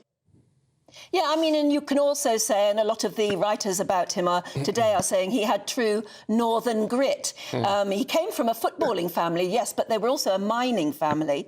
And he'd also seen, sadly, his share of tragedy because he was part of the terrible air crash at Munich. Yes, it's sort of, what you think of that team might have done that it survived. I mean, that was one of the things that you think about. I mean, the quality of player who comes to mind, particularly for me, would be Duncan Edwards, who came from the same area as me in Dudley, But I mean, to actually survive that tragedy, and then Sir Matt Busby rebuilding the Busbys, the Busby Babes yet again to be as good as they were was quite outstanding. I mean, but yes, a tragic loss. Obviously, at that particular time, when you've seen the documentaries, they were telling or saying that the plane shouldn't have really tried to take off, but they needed to get back. But, luckily for football and for his family and for Manchester United, Sir Bobby survived, and for England, of course. Are we really coming to the end of an era? Look, I mean, obviously, Sir Geoff Hurst is still with us and hopefully will be for a good long while yet. But what they went through, what they achieved in '66, at a time when we only had, 2 or 3 channels on the telly and all the rest of it. It united the country in a way that we sort of don't get now. Well, certainly the millions and millions of people that would be watching and following that particular game, you know, would be unbelievable to think about how many millions, not just in this country but across the world, like you mean. And of course, having so few channels at the time, everybody would be ready and waiting hours and hours before the kick-off to watch a fabulous game. And of course, you'd see a lot of people that would tell you that they didn't like football, but in this particular case, they would actually get ready to watch it. It was an occasion for everybody in England to sit round their settee, sit round their television and watch this great event. And what a great event it was, how it unfolded, you know. The last-minute goal by Germany, then the extra time, and then we think it's all over, and it is now Sir Jeffers' hat-trick. So, unfortunately, we haven't been able to win it again since, which makes it even more important. Yeah, absolutely. Incredible times. It's lovely to talk to you. Thanks very much indeed. It's a perfect way of talking to you, to pay tribute to a great gentleman. Only Sir Bobby would have got me up at this time on a Sunday, by the way. Yeah. Well, there you go. Thank you. Thanks, sir. Thank you. You know, I do just think it's fascinating because people like, I mean, I think Sam Allardyce is legendary in his own way. One of those people that I've, you know, the name that I've always known in my earlier years, and all these people who sort of bow down to people like Bobby Charlton. And rightly so. Rightly so. John's been in touch. He says he was my older brother's generation and my parents. He is everything about British values and respect. Respect. And I think people like that, yeah. You see, that's interesting, isn't it? Because I think he was respectful. Yes, he was. And we're losing that in society now, which is a real shame. I would agree with you on that. Darryl says the death of Sir Bobby is a huge loss to football and the sports world. Well, yeah, that's a very true point. More on that coming out throughout the course of the morning, of course. Let's just turn our attention now to the Middle East, where, as we reported yesterday, 20 aid trucks were able, finally, to cross the Rafah border. That's the Egyptian border into Gaza. But the United Nations says at least 100 are needed every day. Though it's an operation, of course, that's fraught with danger. An Israeli airstrike has exploded in a refugee camp market in central Gaza, and that, now we know, has resulted in fatalities and injuries. That's according to the Interior Ministry. Israel said it's going to intensify attacks on the north of the Gaza Strip now that most civilians are out. That's according to the IDF. And meanwhile, Israel has vowed to punish Iran for its involvement in Hamas's kibbutz massacre and promised that if the Iranian-backed Hezbollah joined in, then bombs would fly. Well, President Biden has called on Rishi Sunak to legislate Iran's Islamic Revolutionary Guard as terrorists in the wake of Tehran's complicity in the Hamas massacre of 1,400 people in Israel. And meanwhile, back home, 100,000 people took part in a pro-Palestinian protest in London yesterday, with many more thousands attending marches in other cities throughout the UK. Yeah, they're calling for an end to the conflict in the Middle East, demanding the government stop supporting Israel's actions. And we're taken to understand that Israeli officials have ordered the evacuation of a further 14 communities along Israel's northern border with Lebanon. Well, let's talk to our Home and Security editor, Mark White, who's live in Tel Aviv for us this morning. What's the latest update, Mark? Well, as we speak, there is another alert to the south of Tel Aviv in the southern outskirts of the city, Rishon LeZion, which is a city just a few miles to the south of Tel Aviv. The siren sounded about 5 minutes or so ago. We heard the telltale thud of the explosive charges of the Iron Dome system as it fired into action there to intercept what we're told was a barrage of rockets heading towards the Tel Aviv area. So that is still ongoing at the moment. In addition to that, as you said in your introduction there, the news that just broke within the last hour that another 14 communities in northern Israel on the border with southern Lebanon have been ordered to evacuate, and that is because of the increased activity from the Hezbollah group up there, who have been firing rockets. Just overnight, we're told to fire anti-tank missiles across the border as well, but the Israeli Defense Forces have said that they intercepted those Hezbollah fighters who were in the process of doing that and have neutralized that particular threat. But there are increasing actions that are now being undertaken by Hezbollah. Senior IDF commanders are saying that Hezbollah is playing a very dangerous game in upping the ante, in carrying out these strikes. And of course it all plays into this wider concern about the potential for the conflict between Israel and the Hamas terror group to widen into a regional war.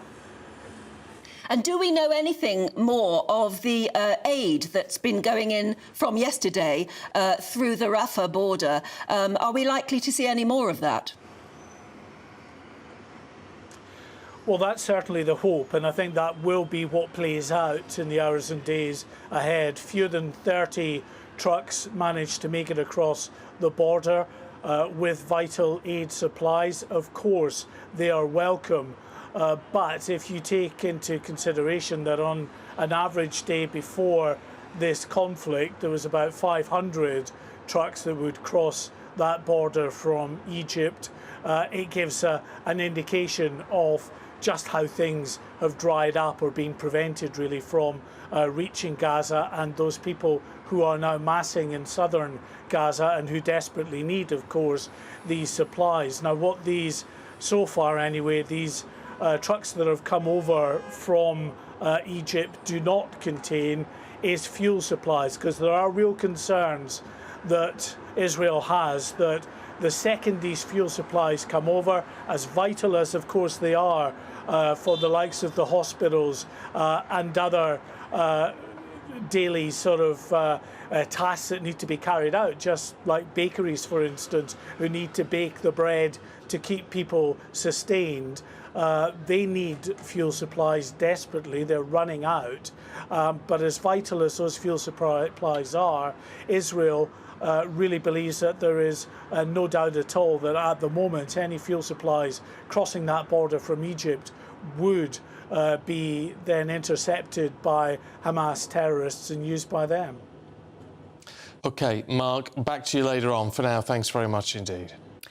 Right, time is just coming up to 20 minutes past 7. Now, Rishi Sunak is set to mark his first year in number 10. That'll be on Wednesday, but he's got problems at home and abroad.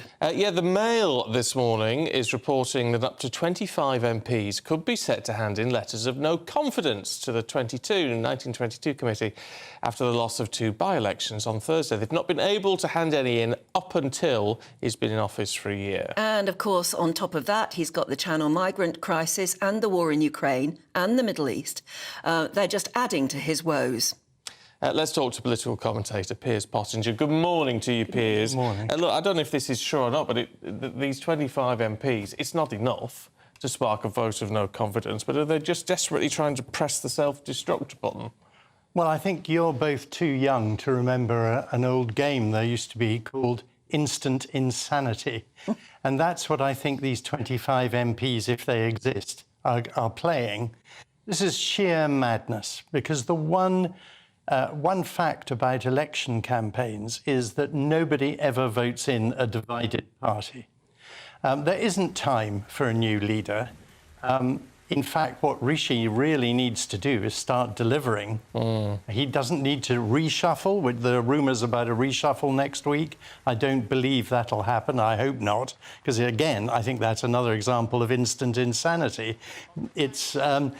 He's facing all kinds of problems, and also we're in world terms at a very dangerous time. And the last thing we need to do is remove a Prime Minister who may not be the most exciting, may not be good at communicating with the ordinary person in the street, but he's steady, He's a man of integrity, and he's proved by his diplomatic tour that he has had some effect.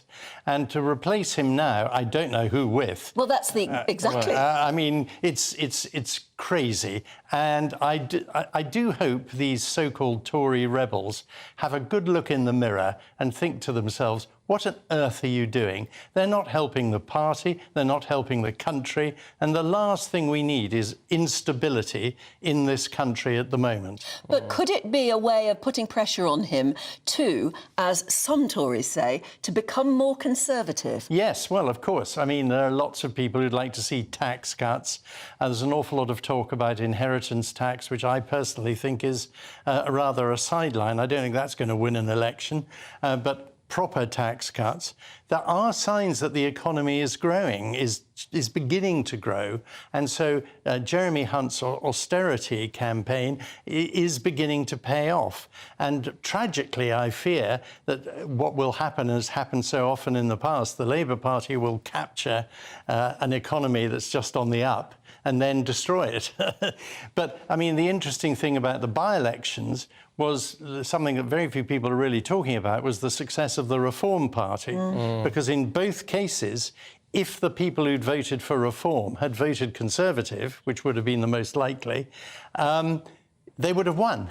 So the Reform Party, not the Lib Dems, not the Labour Party, are the biggest danger to the Conservatives, because many people will vote Reform and who've said they're going to stand in every constituency. So, I mean, it's about 5%, isn't it? Yeah.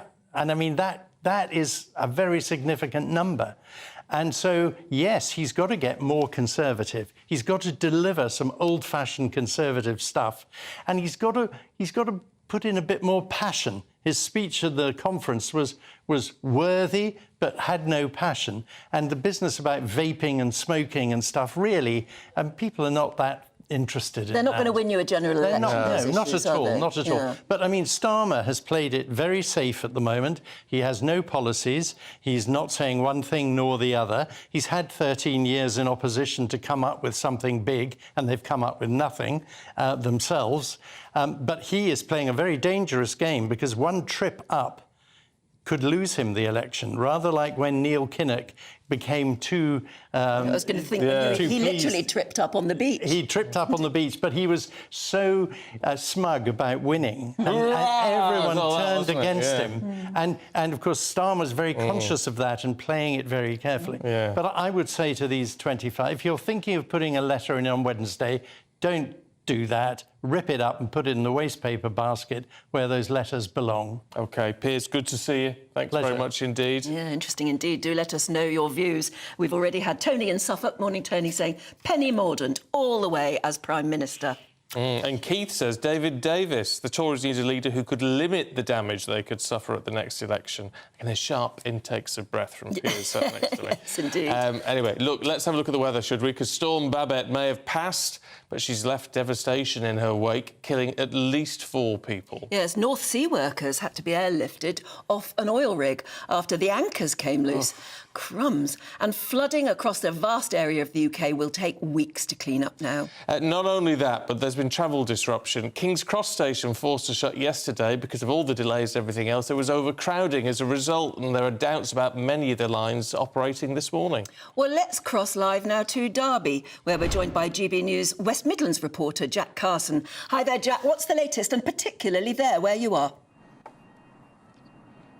Well, if I just step out the way a second, you can see that this section of the A52 just outside the city centre is completely flooded, and some cars have ignored, obviously, the road closed signs and tried to come down here thinking the flooding isn't that bad, but it is. Here in Derby yesterday, 3 severe flood warnings were issued, a major incident declared by the City Council because the River Derwent, which is probably about 100 metres in front of me, did reach its highest ever levels, 3.5 metres high. high. Now, the good news for people of this city is that there hasn't been any rainfall here overnight. That means that the River Derwent is starting to steady, is what the official kind of flood warnings in terms of the trend are now saying. But they still are expecting serious disruption because of the River Derwent, because of course, the rainfall that it's still coming down the river from Upper Derwent as well. That's also meant the Nottinghamshire have also issued a major incident, and they've had some flooding overnight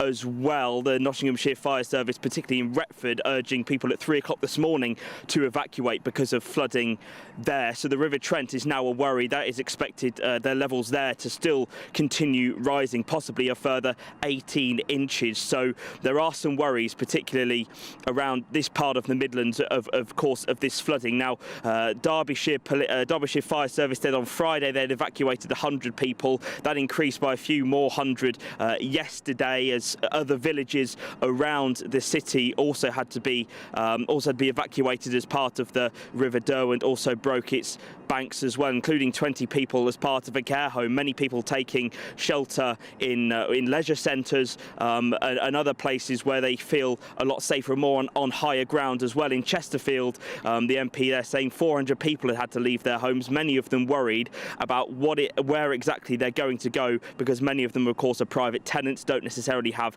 that flood insurance as well. But it's also caused disruption for other things. The illuminations at Matlock Bath here in Derby, which are a huge event at this time every year, had to be cancelled as well. But for people, of course, here particularly in Derby, those severe flood warnings still do continue. They still stay in place, and travel urged, particularly around these areas here where I am on the A52, to only travel if necessary, and of course don't attempt to drive into floodwater. It seems stupid to say, but of course when you come up to the water, it does maybe seem a little bit you're not sure how deep it is, and so you take the plunge and drive in, of course, and then can get stuck and stranded. Now, the West Midlands Fire Service did travel from Birmingham yesterday as well to Derbyshire to help out some areas, particularly around the villages I was mentioning, where there was some serious flooding and people having to be evacuated. A specialist team with, of course, those boats to evacuate people were also there as well. But of course, the flooding does continue while there is light rainfall expected today because of the water still coming down the river from quite high on. Flooding is still expected until tomorrow at least, and of course much of this disruption, because of course all the fire services are having to run work overtime to try and clear the debris, clear of course the water. Disruption could be expected into next week. Okay. Thank you very much indeed. Thank you, Jack. I thought that was a river behind you. I really did when I first saw it. If you're listening on the radio, Jack's standing there in front of what looks like a river with a bridge going over it, but it's not. It's a road with a bridge going over it. And I see this is where the problems come in. It's the A52. That is the main link between Nottingham and Derby. Yeah. It's a very busy road. And there's no way you're going to go on it. Look, don't go anywhere. We've got the sport with Aidan in just a moment.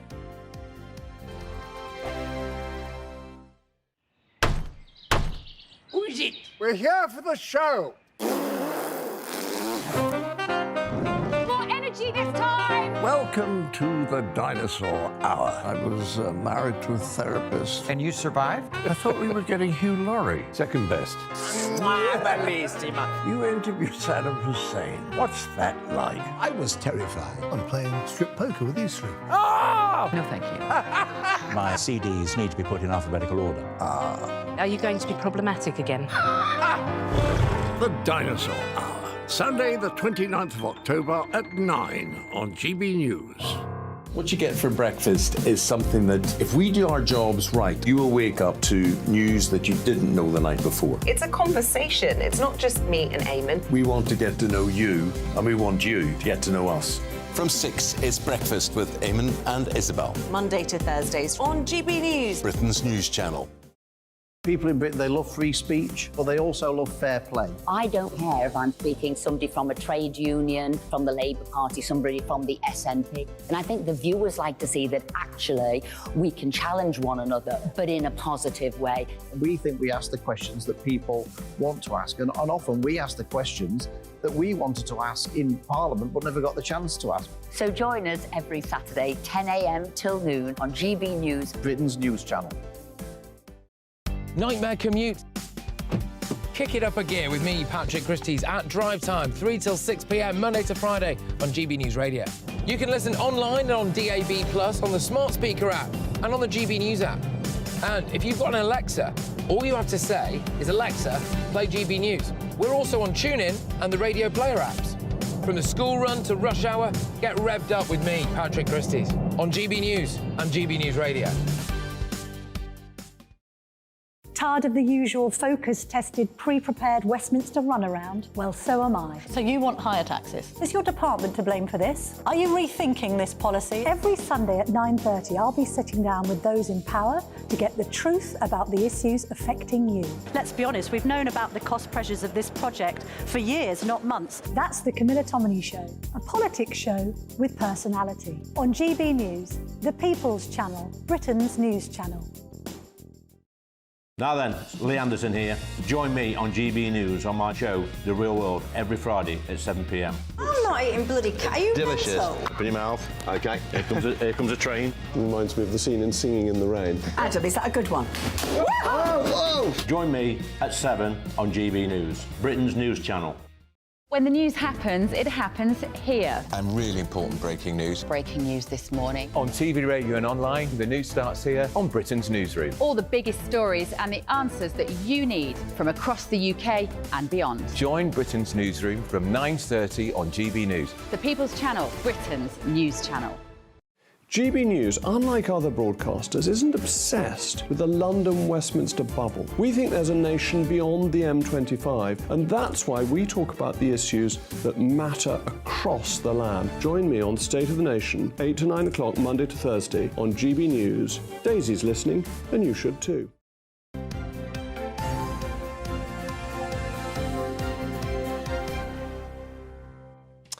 It's 7:33. Good morning. Are you having a good read? Well, I'm trying to find something that I know is of particular interest to you. It's about diabetes type 1, and there's a little girl of 3, and they say they've made incredible scientific strides forward now, which is completely going to revolutionise everybody. I'll find it later, don't worry, we'll talk about it. It'll be what they call closed loop. So where It was something like that, Yeah, yes. so where the sensor that monitors your interstitial glucose talks directly to the pump and does it all. So it's like an artificial pancreas. Find out more about that a bit later on. Very, very clever. Yeah. Man, it's very good of you to talk about that, because I'm obviously a type 1 diabetic. So is Aidan McGee. Yes, indeed. We're like a little club, aren't we, Aidan? We are indeed. I remember you did an interview, I think, with a magazine a couple of years ago and said it was feeling exhausting managing it.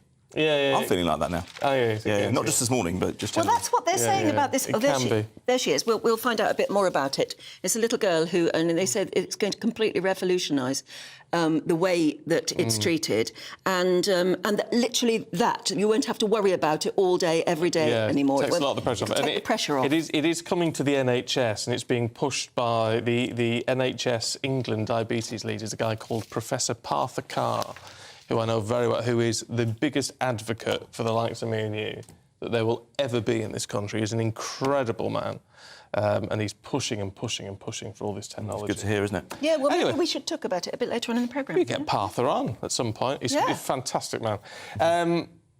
Anyway, enough of that. Yeah, Aidan's here with the sport. It's not the health segment. No, although it could be at times, you know. Go on, Aidan, what have we got then? I mean, because it was sort of heartbreak, but with a lot of pride for England last night. They did incredibly well. Well, it was. I mean, this time yesterday I was saying we didn't really know where England were because they'd won 5 games in a row, but they haven't played anyone of any note. And, look, you can only beat what's in front of you, but given where England were prior to the tournament, the baptism of fire, as you might call Steve Borthwick's first 8-10 months in charge. But you know what? I think they can walk away from this World Cup with their heads held high. Yeah. South Africa, yes, they'd lost to Ireland earlier in the tournament, but Ireland were the best team in the world. They overcame France last week. They're now in the World Cup final, of course. But England led until 3 minutes from time, and they got their tactics absolutely spot on. They forced South Africa into various changes throughout the matches, which eventually paid off. But it was a relatively... there's areas of inexperience around the England squad and England side, but they acquitted themselves extremely well. I hadn't seen a better full-back performance than I'd seen from 22-year-old Freddie Stewart in many a long year. Owen Farrell, who'd been criticised in the lead-up to the tournament, he was suspended at the very beginning. He came of age last night. And you know what? They so nearly did it. And I always felt that England could come to the party at some point. Yes, OK, they hadn't faced some really top opposition, but to give account of themselves like that last night, I think they can walk away with pride. And Steve Borthwick said as much in his press conference. Yeah, and he's got some players as well, Stephen, that they can build a team around for 4 years' time and for the Six Nations before that. Yeah. I'm thinking of Bobby Charlton. Man U won last night, didn't they? They did 2-1. Yeah, they did well actually. United. I mean, they actually responded quite well. They would have known before 4 o'clock of what was going on. But when you're playing at an away ground, even as one relatively local like Sheffield, to respond like that was very, very good. Sheffield United managed to get pictures up on the big screen. They wore the black armbands. Bruno Fernandes had the wreath as well. And I think it's important to assess Bobby Charlton in terms of what he meant to the modern Manchester United, the influence he had over David Beckham's career. I know a journalist from East London who wrote a book called England's EastEnders back about 15 years ago, and he covered David Beckham's career at the age of 9, and he was invited up to Old Trafford by Ted, Beckham's father, saying, look, he's in the Bobby Charlton soccer skills thing this weekend. And he went up there, of course, and he won it. And that was his introduction to Manchester United. And, of course, Sir Alex Ferguson, the first 3 or 4 years at Old Trafford where things were not going very well, and he always spoke about the loyalty he experienced from Bobby Charlton. Bobby Charlton's soccer school, then? Yes. Did that sort of start the whole football academy move? No, I wouldn't say that because, well, yes and no. I mean, it didn't really exist before that in terms of getting players under one roof. Yeah, and when they were very young and nurturing their careers. We spoke about the Netflix documentary with Beckham, didn't we, a couple of weeks ago? His father, Ted, he was a huge Bobby Charlton fan, took his son, David, into the back garden and taught him to kick the ball like Bobby Charlton. Oh. And I find that extraordinary. Legacy, isn't it? It is, yeah, and that's why David Beckham has said this morning that he was an absolute hero to everybody. And I think, you know, and just getting back to Alex Ferguson there, things were going badly for him. He was the football voice in the boardroom saying, stick with this guy. I know a good football man when I see one. Just give him a little bit more time. Don't forget, Alex Ferguson arrived as an outsider at Old Trafford. He'd made his name at Aberdeen in Scotland. He'd never set foot inside England in a football sense in terms of management. And he needed a sympathetic voice in the boardroom, and that's exactly what he got in Sir Bobby Charlton. We've had a nice message from Tony in Hailing Island. Sorry, he just says, I was working in Saudi for a pharmaceutical company. We heard Bobby Charlton and his academy were in a local town teaching football skills. So I wandered over during a break to see if I could have a chat, and he signed a football for me. Yes, wonder if you've still got it. Yeah, that was quite something. I hope you have. Look, Aidan, we're going to catch up with you a little bit later on. Absolutely. Thank you very much indeed. A new survey has suggested working from home has put midweek dinner parties back on the menu. Gosh. Well, how very middle class. We'll bring you more in Headline Makers next.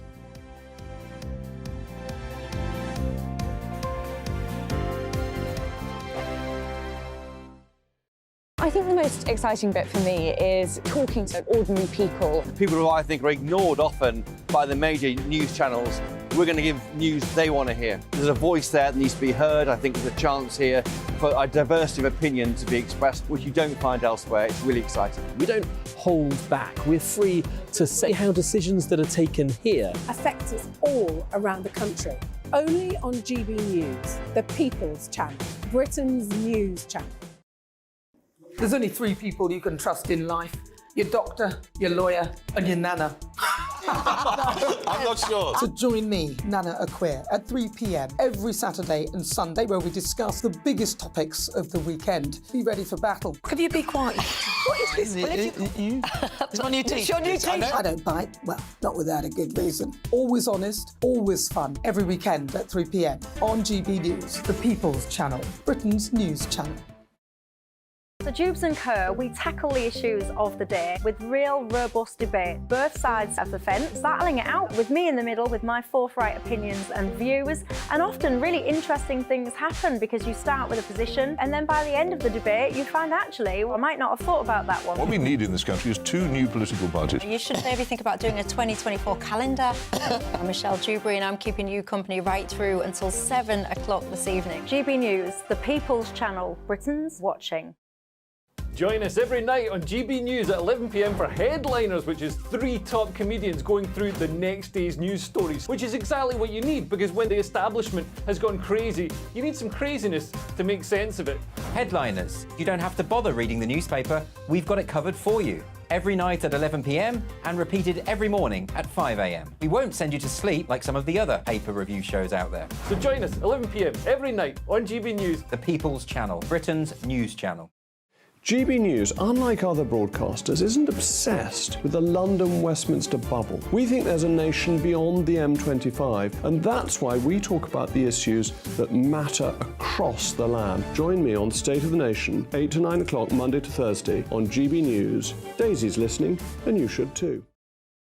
Every Sunday from 11, join Michael Portillo. There will be topical discussion, looking at the week before and the week to come. So kick back and relax at 11 a.m. on Sundays on GB News with me, Michael Portillo. GB News, the People's Channel, Britain's news channel. I'm Andrew Doyle. Join me at 7 o'clock every Sunday night for Free Speech Nation, the show where I tackle the week's biggest stories in politics and current affairs with the help of my 2 comedian panellists and a variety of special guests. Free Speech Nation, Sunday nights from 7 on GB News, the People's Channel, Britain's news channel. Nightmare commute. Kick it up a gear with me, Patrick Christie's, at Drive Time, 3 till 6 p.m, Monday to Friday on GB News Radio. You can listen online and on DAB+, on the smart speaker app, and on the GB News app. And if you've got an Alexa, all you have to say is, Alexa, play GB News. We're also on TuneIn and the Radio Player apps. From the school run to rush hour, get revved up with me, Patrick Christie's, on GB News and GB News Radio.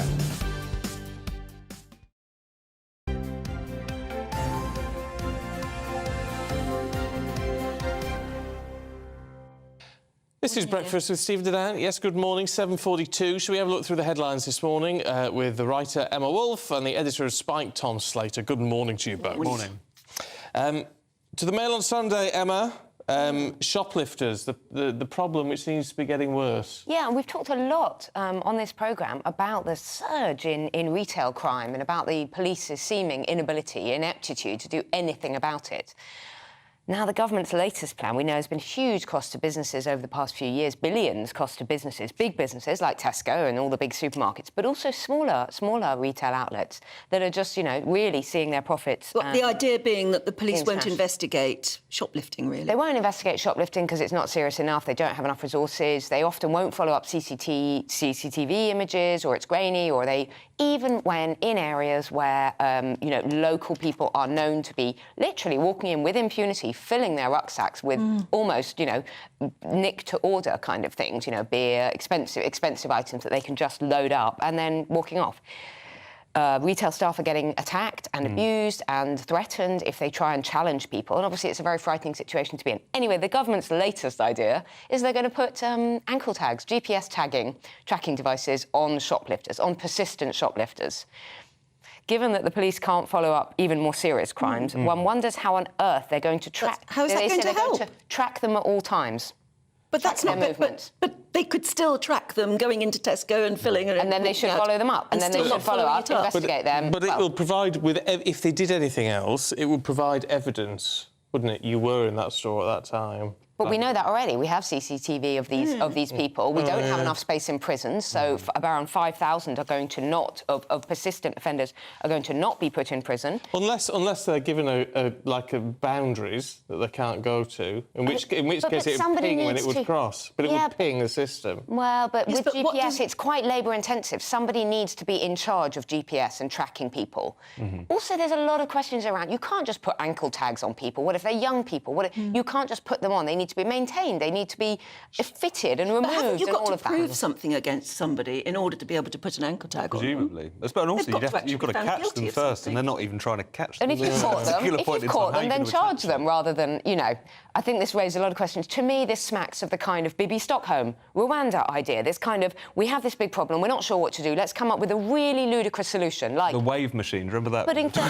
Yes, it's that kind of thing. Or the water cannon. Exactly, it's flashy, it gets some headlines, but at the same time, the fundamental problem is that shoplifting has been kind of almost like quasi-decriminalised, and this is a big problem. You see it going... In America, they've had tremendous troubles with this, where because you've had actually, in some cases, actually them passing laws saying we're not really going to prosecute, or changing regulations saying we won't prosecute unless you steal above a certain amount. You go to New York City at the moment, if you want to buy toothpaste, you have to get it out from behind a kind of locker. So this is what happens when you allow this to run rampant. It's not that loads of people are suddenly turning to a life of crime, it's that the very small proportion of people who do the shoplifting know that they've got a green light now, so they can run around and do it. And our stores are not staffed by people anymore. You may have a security guard on the door, but you often have one shop assistant behind the tills, and the rest of it is going to be automatic tills. So people can just wander in at quiet times of the day, fill up their rucksack and take off. Well, I can't see how wearing GPS tags is going to make any difference. Well, what's the alternative? Ball and chain? Well, now that might work. I mean, it would work. Yeah, it would work. At least you don't have to monitor that. You just tie them up. Well, that would be it. I don't know. Bring back the stocks. I don't know. Stocks. You've got to catch them first, and that's the point. Yeah. Nobody's catching them. And you can't rely on retail staff to confront them because that it's gets a dangerous nasty. thing to it's do. dangerous. Yeah. Tom, let's have a look at this tube situation, should we? There's allegedly been this chanting on a tube. Yeah, so it was a Free Palestine chant, which a video which has been doing rounds on social media seems to suggest that it's being started over the tannoy, so whether that's from the driver or someone else on the train, and then people joining in. There's some images of it now on screen. And this is something which has sparked a police probe, so the British Transport Police is working with TfL to try and work out what has gone on So here. is it alleged that the tube driver was starting the chant? Seemingly, and it's whoever's in control of the tannoy, as it were, either that or just someone who's kind of elsewhere. Probably the driver. I think we only have drivers on them. Exactly. There's not guards on tube trains. And No, not so anymore. that's the question. And look, I'm not suggesting that this person should be, arrested or anything like that. There can be a sort of overreaction. Obviously, it's not. If nothing else, it's inappropriate for a tube driver to be engaging in political chants. But obviously, the broader context is very important because we are only just a couple of weeks past the most horrendous act of anti-Semitic slaughter, and you've got a kind of jubilant pro-Palestine chants, which obviously in and of themselves might sound innocuous, but in certain contexts are going to sound quite menacing. And whilst, as I say, people will... I mean, you wouldn't want to be a Jew on that tube train. I think this is how intimidating it is, and also we're not talking here about one of the chants which has explicitly kind of anti-Semitic content. No. But in a certain context, it can be quite menacing. You think when Golders Green and the day after the massacres, someone scrawling Free Palestine over the railway bridge, that's obviously a kind of racist taunt masquerading as something else. Yeah. So in this instance, I'm not saying heads should roll, I'm not saying, at the very least, this individual should get a talking to if this is the case, because you can't have tube drivers engaging in call and response. No. You can't. That's the point, Tom. You don't come into your workplace, whatever your workplace is, and start chanting your beliefs. You know, there is a time and a place for going on a march, if you want to, or for, having your slogan or your banner or whatever it is. But there's absolutely inappropriate that a tube driver should be using the tannoy to express their views on anything, really. Yeah. No, completely. And, And this is just yet another sign of how things gradually escalate if you allow them to. And it's also a bit of an indication of, I just do find it strange that, given the scale of what happened in southern Israel, and obviously the suffering amongst civilians in Gaza is horrendous as well, and those people are always, should also be considered here. But the fact that we had that happen, and people were concerned about it for about 24 hours. It was a story, it upset people, it came and went. And then suddenly the whole response was this kind of these street demonstrations, which, as we've been talking about, have lapsed in many cases into some pro-Hamas, pro-pogrom sort of messaging. That should really concern us, I think. The fact that the solidarity for the Israeli Jews who were slaughtered was so brief, and then the kind of, oftentimes, in terms of this video, almost quite sort of jubilant. It does seem very odd that our attention... I'm not saying it's wrong that you look at what's happening in Gaza, but the fact that it's switched so very quickly to this being... And that's why when we interview Israeli or Jewish commentators, they come back. In fact, almost instantly, their first answer to whatever you ask them is to remind you of what happened 2 weeks ago. And when you are reminded, and of course the evidence now that's coming out of their investigations into that, just of how barbaric it was, horrendous and barbaric, and so we do need to remember what started it all. Yeah. Look, let's change tack significantly, should we? We need to lighten things up a little bit for you this morning. Mail on Sunday, Emma, says midweek dinner parties. It just reminds me of The Good Life and what were they called next door? You've taken the words right out of my mouth. Well, I chose this story because I think of you two as a real dinner party types. You don't, do you? I do. I can see you both having very cool dinner parties. I've never had a dinner party in my life. Really? Oh, I can see you being brilliant hosts. I wouldn't know how to cook for more than about 2 people if you paid me. But time was. What was that very famous play as well? Abigail's Party. Abigail's Party, darling. Who's Afraid of Yes, that's wonderful. But anyway, yes, The Good Life. Who were the people next door? It was Margot. Margot and Tom. And Tom and... Tom and... It was Margot and Jerry. Margot and Jerry. And Jerry. Barbara. Barbara. Midweek dinner parties. they had their heyday in the 1970s, but apparently, just to get back to the story, apparently now, because of lots of people working from home, hybrid working, where you're sort of half in the office, half at home, they're having a real comeback.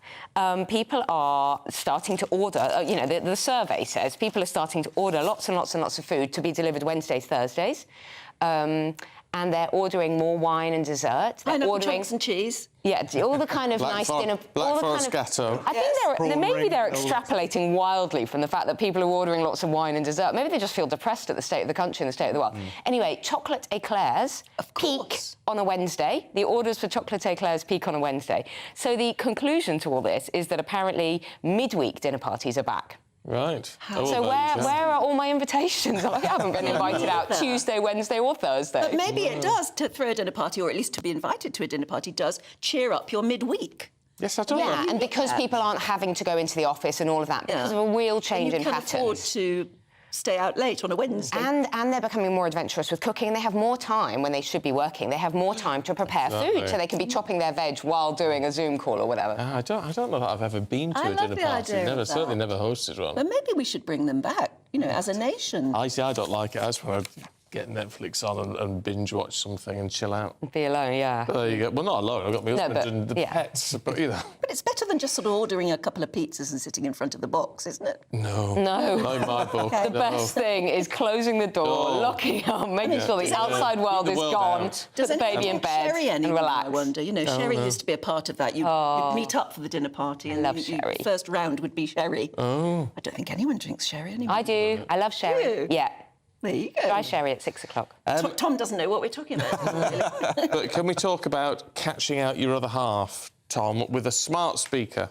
Yeah, so, you know, there's often stories about, you know, is your smart speaker spying on you and whatever. It turns out that some people are using them to spy on their partners, fears of infidelity and so on. So 11%, according to this survey from noted pollsters, illicit encounters, the marriage dating website, suggest have checked the Alexa playlists of their other half, looking for slow jams and things, just in case that would indicate that they were up to no good. And also checking their kind of smartwatches and things to work out if they've actually been at the gym. So an interesting application for those personal assistants, those Alexas and so on, that you might want to use if you've got some suspicions. It's very odd that would be a survey from a company that encourages married people to have affairs. It's funny that, isn't it? Yeah, why would you want to encourage vigilance amongst... What, and it's your playlist? If you play, did you say slow jams? Slow jams, I'm too old for this. But so does that mean that you're having an affair if you play slow jams? Well, yeah, I guess the idea would be, why would you be listening to them on your own, you know, or not with you? Why not? Because you love old-fashioned romantic music. I'm assuming that's what a slow jam is. I know. I suppose it's grounds for suspicion, maybe not proof. Schmooze music. What, so if if there's Marvin Gaye on your Alexa, then you're definitely up to no good.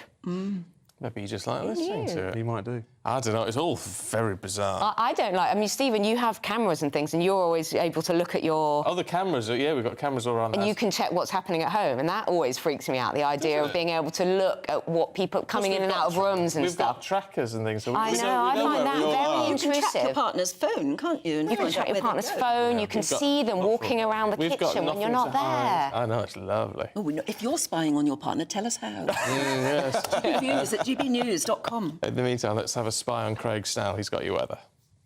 Good morning.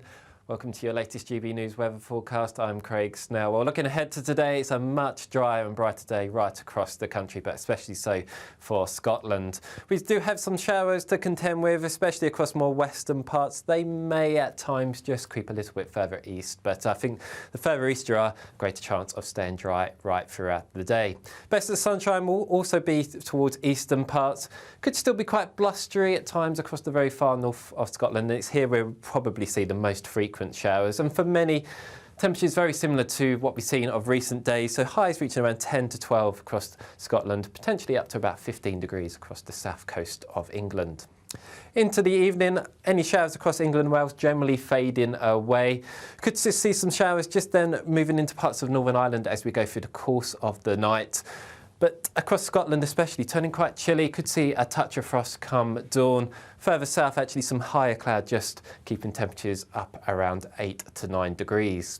So we start Monday off on a fairly dry note across the board. Still the risk of some showery outbreaks of rain for Northern Ireland and maybe the very far north of Scotland. But the best of sunshine on Monday will be across mainland parts of Scotland, because later on in the day some thicker cloud and some outbreaks of rain will arrive into the south coast of England. Temperatures for most of us, again, very similar, around average for the time of year. Well, do stick with us, because obviously we're going to be paying more tributes, and your tributes as well, to Sir Bobby Charlton, who sadly died yesterday, but my goodness, what a legacy he has left in all our memories. Yeah, we're going to be talking to Harry Redknapp as well, so don't go anywhere. Who is it? We're here for the show. More energy this time! Welcome to the Dinosaur Hour. I was married to a therapist. And you survived? I thought we were getting Hugh Laurie. Second best. You interviewed Saddam Hussein. What's that like? I was terrified. I'm playing strip poker with you three. Ah! No, thank you. My CDs need to be put in alphabetical order. Are you going to be problematic again? The Dinosaur Hour. Sunday, the 29th of October at 9 on GB News. What you get for breakfast is something that, if we do our jobs right, you will wake up to news that you didn't know the night before. It's a conversation. It's not just me and Eamon. We want to get to know you, and we want you to get to know us. From 6, it's Breakfast with Eamon and Isabel. Monday to Thursdays on GB News. Britain's news channel. People in Britain, they love free speech, but they also love fair play. I don't care if I'm speaking somebody from a trade union, from the Labour Party, somebody from the SNP. And I think the viewers like to see that actually we can challenge one another, but in a positive way. We think we ask the questions that people want to ask, and often we ask the questions that we wanted to ask in Parliament but never got the chance to ask. So join us every Saturday, 10 a.m. till noon on GB News, Britain's news channel. Nightmare commute. Kick it up a gear with me, Patrick Christie's, at drive time, 3 till 6 p.m, Monday to Friday on GB News Radio. You can listen online and on DAB+, on the smart speaker app, and on the GB News app. And if you've got an Alexa, all you have to say is, Alexa, play GB News. We're also on TuneIn and the Radio Player apps. From the school run to rush hour, get revved up with me, Patrick Christie's, on GB News and GB News Radio. Tired of the usual focus-tested, pre-prepared Westminster runaround? Well, so am I. So you want higher taxes? Is your department to blame for this? Are you rethinking this policy? Every Sunday at 9:30, I'll be sitting down with those in power to get the truth about the issues affecting you. Let's be honest, we've known about the cost pressures of this project for years, not months. That's the Camilla Tominey Show, a politics show with personality. On GB News, the People's Channel, Britain's news channel. Now then, Lee Anderson here. Join me on GB News on my show, The Real World, every Friday at 7 p.m. I'm not eating bloody cat. Are you Delicious. mental? Open your mouth. OK, here comes a train. Reminds me of the scene in Singing in the Rain. Adam, is that a good one? Whoa! Join me at 7 on GB News, Britain's news channel. When the news happens, it happens here. And really important breaking news. Breaking news this morning. On TV, radio and online, the news starts here on Britain's Newsroom. All the biggest stories and the answers that you need from across the UK and beyond. Join Britain's Newsroom from 9:30 on GB News. The People's Channel, Britain's news channel. GB News, unlike other broadcasters, isn't obsessed with the London-Westminster bubble. We think there's a nation beyond the M25, and that's why we talk about the issues that matter across the land. Join me on State of the Nation, 8 to 9 o'clock, Monday to Thursday, on GB News. Daisy's listening, and you should too.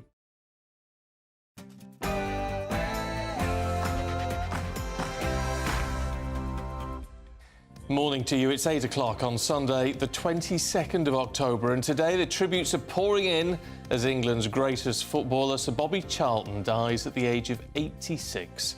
The footballing community expressing their sadness at losing one of the most beloved players of all time. We're going to be talking to former manager Harry Redknapp in just a moment.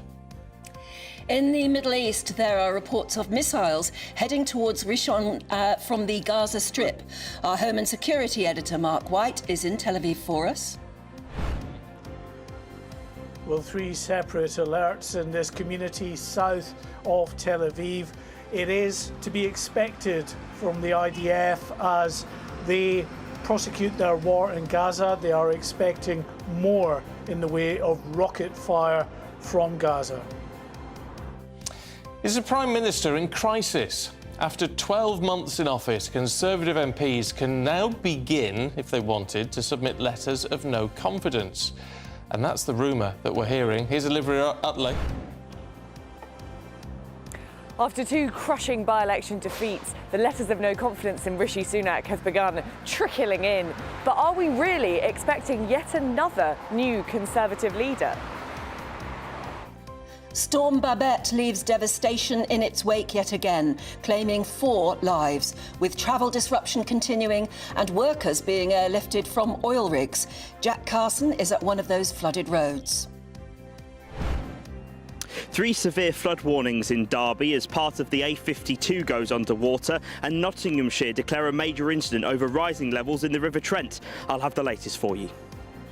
And looking at the weather right across the country, we'll have Craig Snell. Good morning. It's been an exceptionally wet few days across parts of the UK. Today offers something a bit drier and brighter.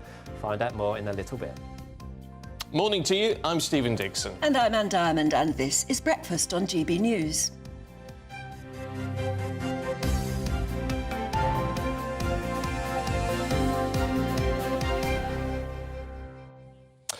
Well, look, the tributes are flooding in to Sir Bobby Charlton, who died yesterday at the age of 86. And from the great and the good, if you like, the Beckhams of this world and others, but it's your tributes, I think, which mean the most, because everyone is reflecting on how Bobby was part of our history, our heritage, knitted into British society. And even though he was an enormous star, he was very, very well known for having the common touch. And if he saw somebody who wanted an autograph, who just wanted to say hello, he'd come over and talk to you.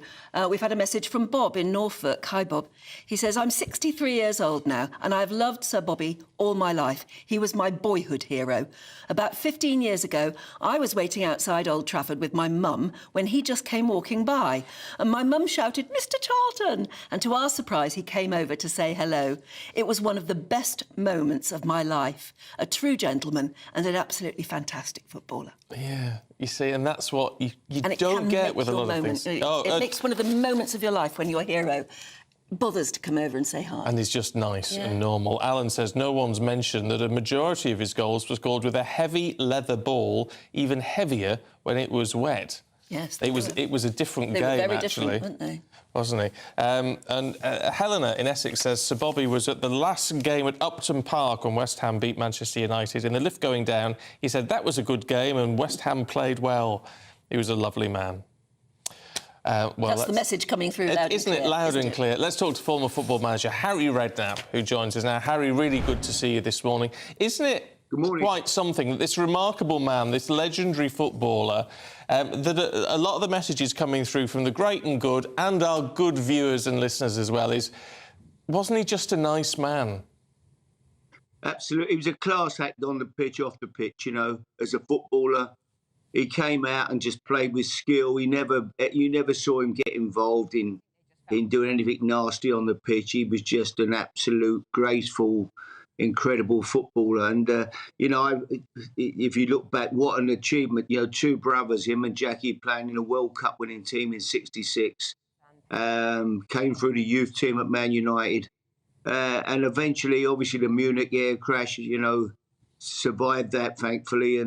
But what went on in, you know, his life from then on was incredible. He just set such a great example. He was a great role model to any sportsman, any person.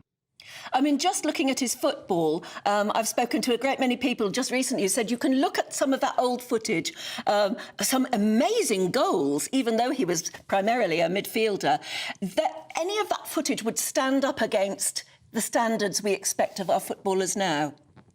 Oh, listen, he'd have been, if he was playing today, he'd be the best player in this country. You know, he was that good. There's no doubt about that. He transcended the eras of football, and he'd have still been an incredible player, no matter what era he played in. He was graceful. He would pick the ball up 30 yards out, and he could rifle it into the top corner. He did that quite regularly. So, that team we played in there at Man United, the original Busby Babes, you know, before the Munich crash, and then to play in a team that went on to win the European Cup with the great Sir Matt Busby, it was incredible. Lord Best in Charlton was probably the greatest forward line we'll ever see in football. So, yeah, he was an amazing footballer and an amazing person. We often talk about people's legacies. I mean, it's quite nice in a way. He's been able to see his legacy, hasn't he? Because you look at some of the greats that we've got now. I mean, Beckham, obviously, you know, hugely inspired by Bobby Charlton. I mean, but what about you and what about Jamie? I mean, is he sort of influenced your lives in that way? Well, I've still got a scrapbook of the Munich, you know, I remember being at school when the Munich air crash, the Munich disaster, when Bobby was on that plane and lost half of his team, great teammates, and lots of other great people. And, you know, we collected a scrapbook at that time, and I kept that scrapbook where we were following what was happening to all them players in the hospital in Munich, because there was very little information in them days on TV or anywhere else, you know. So, and then obviously he inspired everybody, I think, with the way he played, and I played against him many times. And he was a gentleman on the pitch and off the pitch. He just got on and played with pure grace and skill. There was never anything nasty about Bobby Charlton. No, and of course he was part of that magnificent 1966 World Cup winning team, which almost, you know, gives all of that team the status of hero. And we've only got one left now, haven't we? Yeah, Jeff's the only one, yeah. It seems incredible, you know, that was the greatest team, and, you know, 1966 will always be special to everybody in this country. It was an amazing time when we won the World Cup. And say, to have two brothers playing in the same team, in a cup-winning team. His uncle was the great Jackie Milburn, who was a Newcastle, absolute legend of Newcastle United. So a real footballing family. But, yeah, it's so sad to hear the news now. But whenever you went to Old Trafford in later years, Bobby was always here, would always pop down the dressing room. And he was a great ally to Sir Alex Ferguson. I think Alex would say that he owed an awful lot to Bobby. Bobby was always there, always supported him. You've been through a lot of clubs in your managerial career. What difference would it make, to you? I don't know if it's ever happened to you, where you've got a former player on the board, someone who really understands what the pressures you're going through. I think it's very important. I think he's a great buffer between you and the boardroom. You know, no disrespect, you've got directors who haven't got great knowledge of the game, and then you've got a man who's been a legend of the game who's in amongst them. And I think he can guide them, and he's a great buffer between you and the board, because at times you'll get in difficult situations and he understands what you're going through. Bobby became a manager for a short spell. You know, he managed Preston North End. I remember playing against him when he was manager of Preston. So he actually went into management as well. But, yeah, just to have him around the place, he was so iconic that everybody at Man United, he was...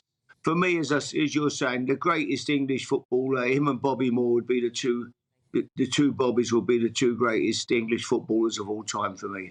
That's quite something, isn't it? Mm-hmm. Harry, it's lovely to see you. It's a sad day, but he's left a great legacy, hasn't he? Thank you very much indeed. That's Harry Redknapp, paying another tribute to Sir Bobby Charlton. You see, gentlemen on and off the pitch.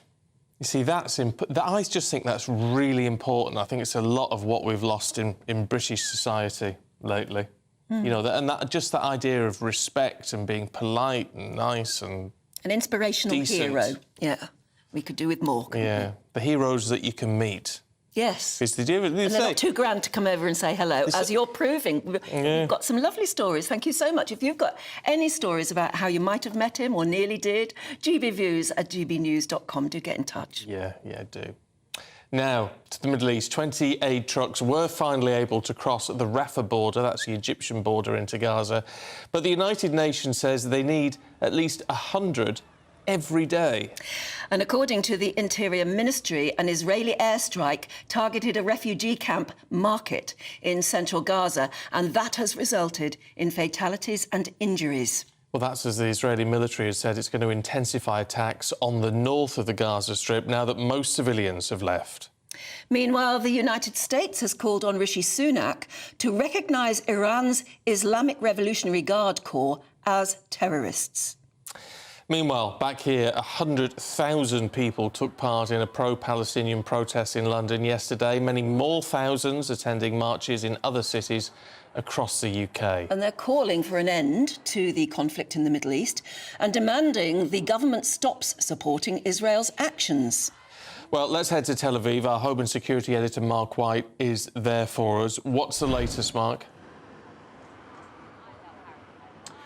Well, we had sirens going off in southern Tel Aviv just over an hour ago in the community of Rishon LeZion, which is in the southern suburbs of Tel Aviv. A number of rocket barrages intercepted by Israel's Iron Dome defence system, and just within the last few minutes, more rocket launches towards communities along the border with Gaza. Now, this comes against a backdrop of the Israeli military saying that it will intensify and deepen its airstrikes on Gaza in preparation for this ground war, which now appears to be imminent. Overnight, dozens of sites were struck within Gaza itself.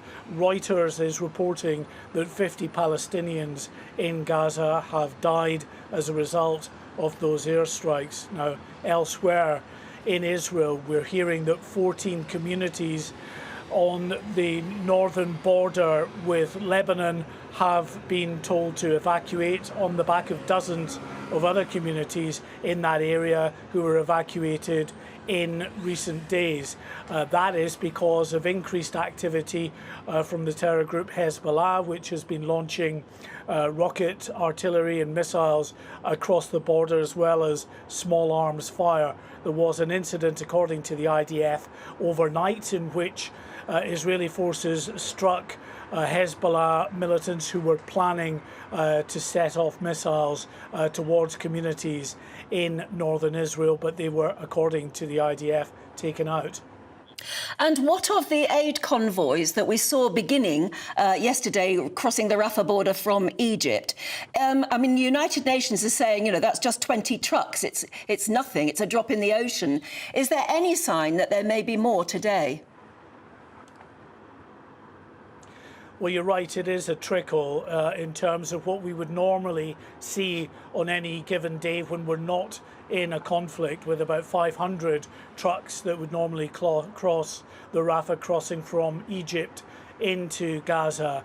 And it's hoped, the United Nations say, that the number of trucks that cross over today can increase on the 20-odd that came yesterday, maybe 30-odd crossing today. But of course, it has to get pre-approval from both the Egyptians and the Israelis. The Israelis are very concerned about the potential for some of those supplies falling into the hands of Hamas. And that's why, even though they are absolutely required in Gaza, fuel trucks are not yet coming in because the Israelis have not been given any kind of assurance. There are no plans in place to ensure that the fuel trucks are not going to be commandeered by Hamas. It is, of course, the Gaza Strip area controlled by Hamas. Anything entering the Gaza Strip potentially, of course, is at risk of being commandeered by Hamas. OK, Mark, for now, thanks very much indeed. Yeah, meanwhile, things are moving on the political front back here, because Rishi Sunak is, of course, going to mark his first year in number 10 on Wednesday, but he's got lots of problems at home and abroad. Yeah, it's been reported in the Mail on Sunday that 25 MPs could be set to hand in letters of no confidence after the loss of 2 by-elections on Thursday. They've not been able to do that, or can't do it yet, until that first anniversary has been reached. And then there's the Channel migrant crisis and the war in Ukraine and the Middle East. They've actually added to his woes too. Let's talk to head to Farnborough, I should say, and talk to our political correspondent, Olivia Utley. Morning, Olivia. I mean, it's problematic. Are these just the usual suspects, though? Well, after those two crushing by-election losses, I mean almost unprecedented by-election losses in Mid-Bedfordshire and Tamworth. In Mid-Bedfordshire, Labour turned over the Tories' biggest ever numerical majority. That was nearly 25,000. And in Tamworth, it was the Tories' second biggest by-election defeat since the Second World War. So it's perhaps unsurprising that there are those in the Conservative Party who are getting itchy feet and think that now is the moment to get rid of the Prime Minister and have another roll of the dice. But as you say, Stephen, it does seem to be the usual suspects. There's 20 to 25 MPs who have thought to be either already sent in letters or on the brink of sending in letters. They're mostly from either the very sort of moderate left wing of the party, if you like, or really loyal Boris Johnson-ites. The numbers aren't actually a threat to Rishi Sunak. 15% of the Conservative parliamentary would need to submit a vote of no confidence in Rishi Sunak for it to even go to a vote. And 20 to 25 is more like 5 to 7%. So they'd need to, the rebels would need to double their numbers if they were actually going to cause Sunak any threat. But of course, it's very uncomfortable for the Prime Minister. As you said in your introduction there, he is fighting different battles on all sorts of fronts at the moment. And the last thing he needs is the Conservative Party to be agitating to get rid of him. What the Prime Minister will be clinging on to this morning is that although those by-election defeats last week make it look as though Labour is now on course to win a definite outright majority, the trends don't suggest that. So the polls at the moment show that Keir Starmer is sort of 25 points ahead. At this point, before the 1997 election, when Blair swept to victory, he was getting sort of 50% approval ratings in the polls. And on the night, he only won by 13 points. So as things stand, it looks like Keir Starmer, according to the polls, not the by-elections, according to the polls, it looks like he's on course to get to a narrow victory, a small majority. Now, Rishi Sunak is just desperately hoping that that support for Keir Starmer is miles wide but inches deep and can be broken down before the next election, whenever that'll be. But what sort of effect could the Reform Party have on both parties, actually, when they are planning to go forward to a general election? Yeah, it's a really interesting question because the Reform Party, the sort of right-wing challenger to the Conservative Party, if you like, in both those by-elections, it got more votes than the Labour majority. So it only got sort of just over 1,000, nearly 2,000 votes in Tamworth and Mid-Bedfordshire. But those were enough to lose the Conservative Party those seats. So, of course, the worry for Rishi Sunak is that if that pattern is replicated across the country, the Conservatives could end up losing seats to Labour because the right-wing vote has been split between the Conservatives and Reform. So that poses a real challenge to Rishi Sunak. Does he try and get the reform-minded Conservative voters and MPs on side by sort of tacking to the right in policy terms, or does he do what Keir Starmer's doing and try and nick the centre ground? Just a quick word on the Home Secretary.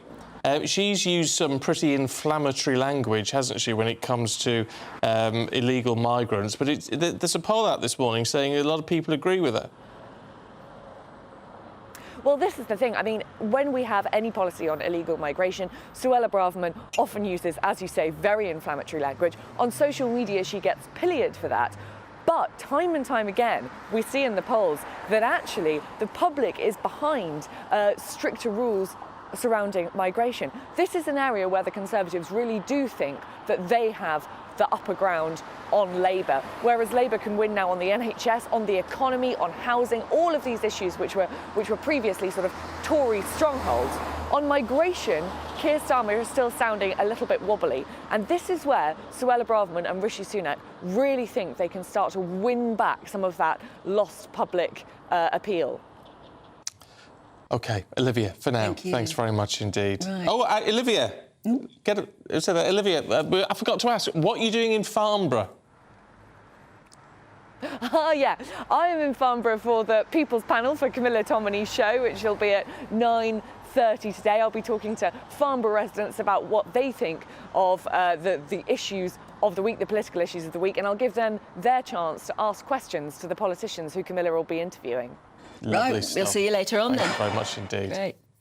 And from politics onto something else that's seriously affecting people's lives at the moment. And that's Storm Babet. It may have passed, but it's left devastation in its wake, killing at least 4 people. Yeah, North Sea workers had to be airlifted off an oil rig after some anchors came loose. That must have been terrifying, frankly. And flooding across a vast area of the UK is going to take weeks to sort out. Not only that, but travel disruption will continue. King's Cross Station in London was forced to shut yesterday due to overcrowding being caused by other problems. And there are doubts about many lines this morning. Let's head to Derby. Our West Midlands reporter Jack Carson is there. Even though Derby's in the East Midlands, we should point out, shouldn't we, Jack? But what is that lovely new river you're standing by? Well, yeah, let me just move out the way for a second, because I shouldn't really be able to stand here. This is one of the major road arteries in and out of Derby. It's the A52, goes all the way to Nottingham. And as you can see here, this underpass under this bridge is completely flooded. The River Derwent is about 100 metres in front of me. That rose to its highest ever level yesterday, 3.5 metres tall. And Derby City Council say that this city has never seen water levels in the city that high before. It means that there's some serious road disruption here in the city, with particularly obviously here on the A52. There have been some cars that have attempted to drive down here but seen the water and very quickly turn around. And much of the cleanup is also started and also begun. Of course, it's not just this area of the city. There's 3 severe flood warnings around Derby. The City Council have evacuated some people, are starting the clear up, particularly, of course, with debris around me here where I'm stood on this section of the A52. There's tree branches, there's plastic all over the road, so that's all part of the cleanup operation that's going to have to take place over the next few hours to get this major road network clear. But of course, it's not just here in Derby. Elsewhere in the Midlands, there is serious disruption. Nottinghamshire yesterday declared major incidents because of flooding there. There are, of course, flood warnings in place for parts of the River Trent, as well as levels are expected to rise possibly a further 18 inches over the next 24 to 36 hours. The good news for the people here in Derby is that there was very little rainfall overnight, and so water levels, particularly on the Derwent, have seemed to be settling. But there is concern that the water coming down from the upper Derwent is also still going to cause disruption here for the following few days and into next week. OK. Jack, thanks very much indeed. Yeah, I was wondering, for those of you who are listening on the radio, actually, Jack's standing there on what should be a road. I mean, as he said, he shouldn't be able to stand there normally. Big dual carriageway. Yeah, big dual carriageway, but it looks like a river at the moment, and obviously it's been closed at the moment because it is undrivable. Awful. But it does look bad, really bad. Anyway, shall we find out why and what's happening and whether it really is over? Let's talk to weather expert John Hammond, who joins us now. Morning, John. All right, that's the main question. Is it really over? It is really over. Yeah, it's a good news story, as you saw there with Jack. The sun was out. Yeah, the water was very high, but the sun was out, and the sun is out across just about the whole of the UK. There's the odd shower around, but we are basically back to normal. Babet has blown itself out, and yes, normal service resumes, at least for the time being. So today will be a clearing up day for much of the country, those areas flood-stricken. But of course, river levels are very high still. As Jack said, the Derwent is extraordinarily high, and that bulge of floodwater has got to work its way down through the Trent. So through the Trent, for example, and other larger catchments across northern and eastern Britain, that bulge of floodwater has got to work its way down towards the seas. So Environment Agency flood warnings are still extensive, and for some stretches we have a severe flood warning. But in terms of what's coming out of the sky, we're in a little window of clearer weather just now. But it is only a little window, because the weather charts indicate that through this week, low pressure is going to start to drag in more moisture, and that means more rainfall. Not the extreme rainfall which we saw with Babet, but that said, given that the ground is so saturated and the rivers are now very high, any extra rainfall will be unwelcome. Impossible at this stage to nail down exactly where the worst of the wind and the rain will be later on this week, but certainly from midweek onwards it doesn't look pretty weather-wise. What we really want is a week or two of dry, settled, crisp autumn weather. That is not what we're going to get. We're going to get a lot more rain. Now, some places have already had their wettest October on record, and we're only 2/3 of the way through the month. So it's not looking particularly comfortable for those in the Environment Agency, those in the Met Office, who will be monitoring the weather charts very closely over the next few days to see if we're going to see another flooding event later on this weekend into next weekend. It's one to watch, but at this stage, and I must stress, at this stage, it doesn't look like we're going to see anything quite as severe as the scenes we're seeing right now on your television screen, both in terms of wind and rainfall. It's kind of a little bit more back to normal, standard autumn weather, as opposed to the extreme weather we've seen over the last 48 hours. I mean, we're seeing some really dire pictures, aerial pictures of the country looking absolutely sodden. And I must say, when we've spoken to you before about the weather, you've been out in the garden with a blue sky behind you. Clearly not on today. You're indoors. Well, to be honest, Dan, when I first hooked into you, it was still pretty dark outside, so I thought I'd better stay inside just for lighting purposes. It's lovely and sunny outside, so maybe I should get in the garden. Actually, yeah. And actually, across most parts of the country, it's a day to get out in the garden and do those autumn jobs. It's a lovely day out there, crisp but dry. OK, well, let's make the most of it, I think, today. Well, we've got a day to do it. John, good to see you. Thanks very much indeed. I must say, those aerial photographs, I mean, again, if you're listening on the radio, you won't have actually seen them, but you just imagine it's just these lovely, you know, aerial drone footage, I suppose, of our beautiful countryside, but looking absolutely brown and completely sodden. I'll tell you what scares me, although it's the rigs, the oil rigs. Now, they've evacuated people, they've got them off, it's all safe, and they're used to pretty harsh stuff out there. But the anchor coming loose on whichever rig, I don't know if it's this particular rig, but on one rig, the anchor came loose, and obviously, so the rigs start to float off. But it can't be easy evacuating in what looks like quite stormy waters. No, to get the choppers down on that. But it must be... It's just... So it's the stuff... evacuate by air, don't you? By air, yeah. You wouldn't do it by sea. No, but it's the stuff of nightmares, that, to me. Being on an oil rig like that that's lost its anchor. That's why riggers are paid a fortune. Is that true? I don't know. That's what they say, isn't it? They do sort of... Is it 2 weeks on, 2 weeks off or something like that? It's a dangerous world, I think. Wouldn't fancy it. If you might be watching on a rig somewhere. Tell us what it's like. Snow, blooming heck. GB Views at gbnews.com, please. Have some good video. Coming up next, we've got the sport with Aidan. Don't go anywhere. I think the most exciting bit for me is talking to ordinary people. People who I think are ignored often by the major news channels. We're going to give news they want to hear. There's a voice there that needs to be heard. I think there's a chance here for a diversity of opinion to be expressed, which you don't find elsewhere. It's really exciting. We don't hold back. We're free to say how decisions that are taken here affect us all around the country. Only on GB News, the People's Channel, Britain's news channel. There's only 3 people you can trust in life. Your doctor, your lawyer and your nana. I'm not sure. So join me, Nana Aquare, at 3 p.m. every Saturday and Sunday, where we discuss the biggest topics of the weekend. Be ready for battle. Could you be quiet? What is this? It's my new teeth. It's your new teeth. I don't bite. Well, not without a good reason. Always honest, always fun. Every weekend at 3 p.m. on GB News, the People's Channel, Britain's news channel. So Jubes and Kerr, we tackle the issues of the day with real, robust debate, both sides of the fence, battling it out with me in the middle with my forthright opinions and views. And often really interesting things happen because you start with a position and then by the end of the debate you find actually, I might not have thought about that one. What we need in this country is 2 new political budgets. You should maybe think about doing a 2024 calendar.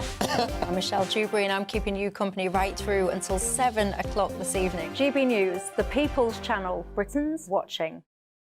Join us every night on GB News at 11 p.m. for Headliners, which is 3 top comedians going through the next day's news stories, which is exactly what you need, because when the establishment has gone crazy, you need some craziness to make sense of it. Headliners. You don't have to bother reading the newspaper. We've got it covered for you. every night at 11 p.m. and repeated every morning at 5 a.m. We won't send you to sleep like some of the other paper review shows out there. So join us 11 p.m. every night on GB News. The People's Channel, Britain's news channel. GB News, unlike other broadcasters, isn't obsessed with the London-Westminster bubble. We think there's a nation beyond the M25, and that's why we talk about the issues that matter across the land. Join me on State of the Nation, 8 to 9 o'clock, Monday to Thursday, on GB News. Daisy's listening, and you should too. Every Sunday from 11, join Michael Portillo. There will be topical discussion, looking at the week before and the week to come. So kick back and relax at 11 a.m. on Sundays on GB News with me, Michael Portillo. GB News, the People's Channel, Britain's news channel. I'm Andrew Doyle. Join me at 7 o'clock every Sunday night for Free Speech Nation, the show where I tackle the week's biggest stories in politics and current affairs with the help of my 2 comedian panellists and a variety of special guests. Free Speech Nation, Sunday nights from 7 on GB News, the People's Channel, Britain's news channel. Nightmare commute? Kick it up a gear with me, Patrick Christie's, at Drive Time, 3 till 6 p.m, Monday to Friday on GB News Radio. You can listen online and on DAB+, on the smart speaker app, and on the GB News app. And if you've got an Alexa, all you have to say is, Alexa, play GB News. We're also on TuneIn and the Radio Player apps. From the school run to rush hour, get revved up with me, Patrick Christie's, on GB News and GB News Radio.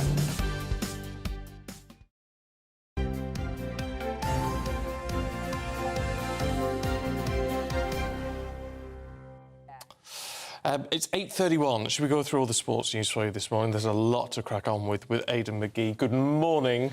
Good morning to you. What should we start with? And I know I've said this every hour.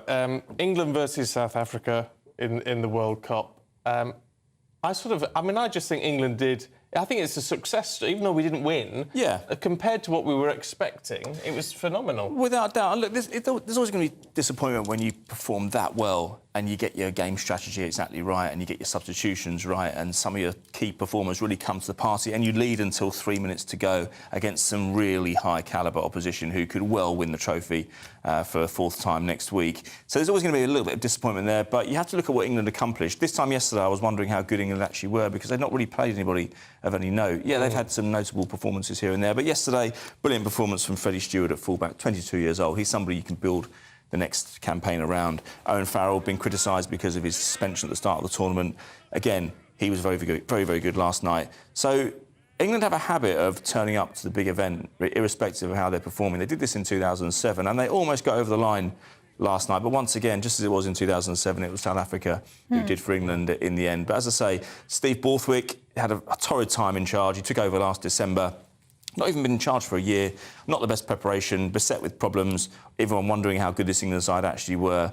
But you know what, in the tournament, you can only beat what's in front of you, Anne. They won 5 in a row, and they put a really good fight last night. I don't know, you keep saying that, and I don't know what you mean by it. You can only beat what's in front of you. Well, you can. Well, OK, we can say they've won 5 games. It's easy for me to sit here in a warm studio, very warm studio, and say, OK, they've won 5 in a row against teams of not any note, but it's not their fault who they're drawn against. You can only beat what's in front of you. It's not their fault they weren't drawn against France or Ireland. Right. Oh, yes, but, you know, don't criticise yourself, because what you did say was you've talked about the momentum all the way through, and you've been right with that. Well, I think, you know, if you win 5 in a row of anything, you're going to go into a big match with feeling good about yourself, I would have thought. And they did feel good. And they took an early lead. And I thought, wow, they could...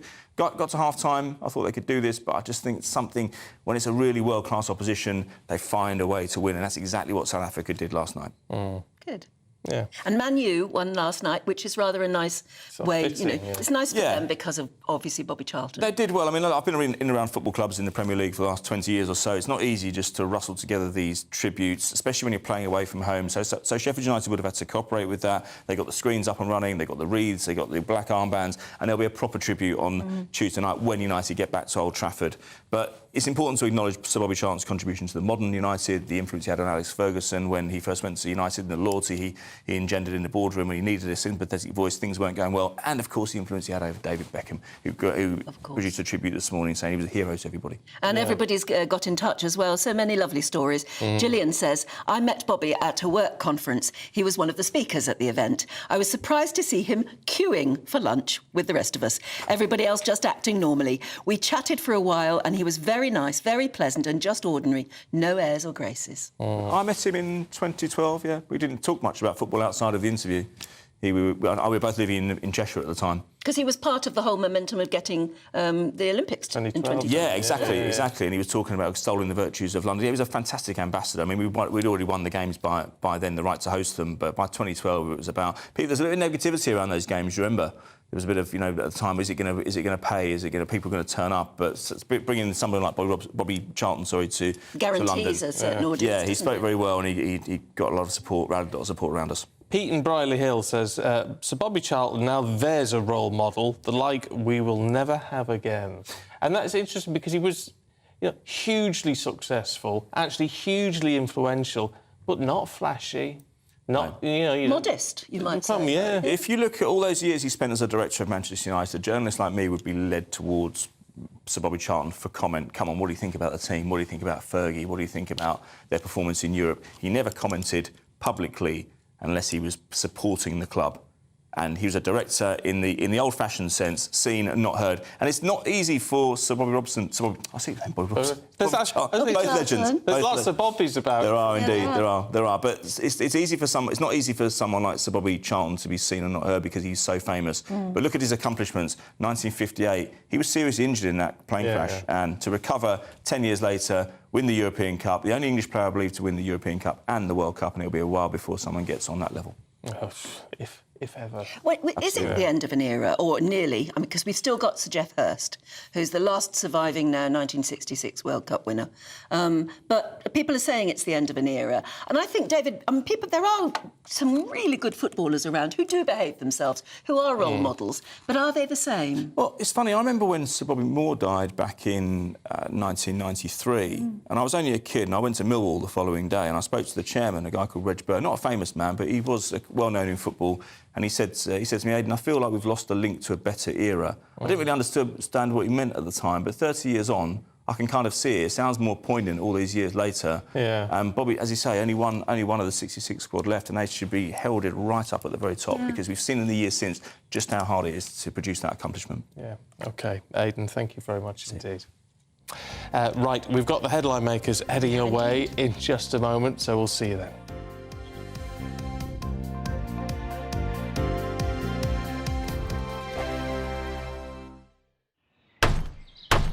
Who is it? We're here for the show. More energy this time! Welcome to the Dinosaur Hour. I was married to a therapist. And you survived? I thought we were getting Hugh Laurie. Second best. You interviewed Saddam Hussein. What's that like? I was terrified. I'm playing strip poker with these three. Oh! No, thank you. My CDs need to be put in alphabetical order. Are you going to be problematic again? The Dinosaur Hour.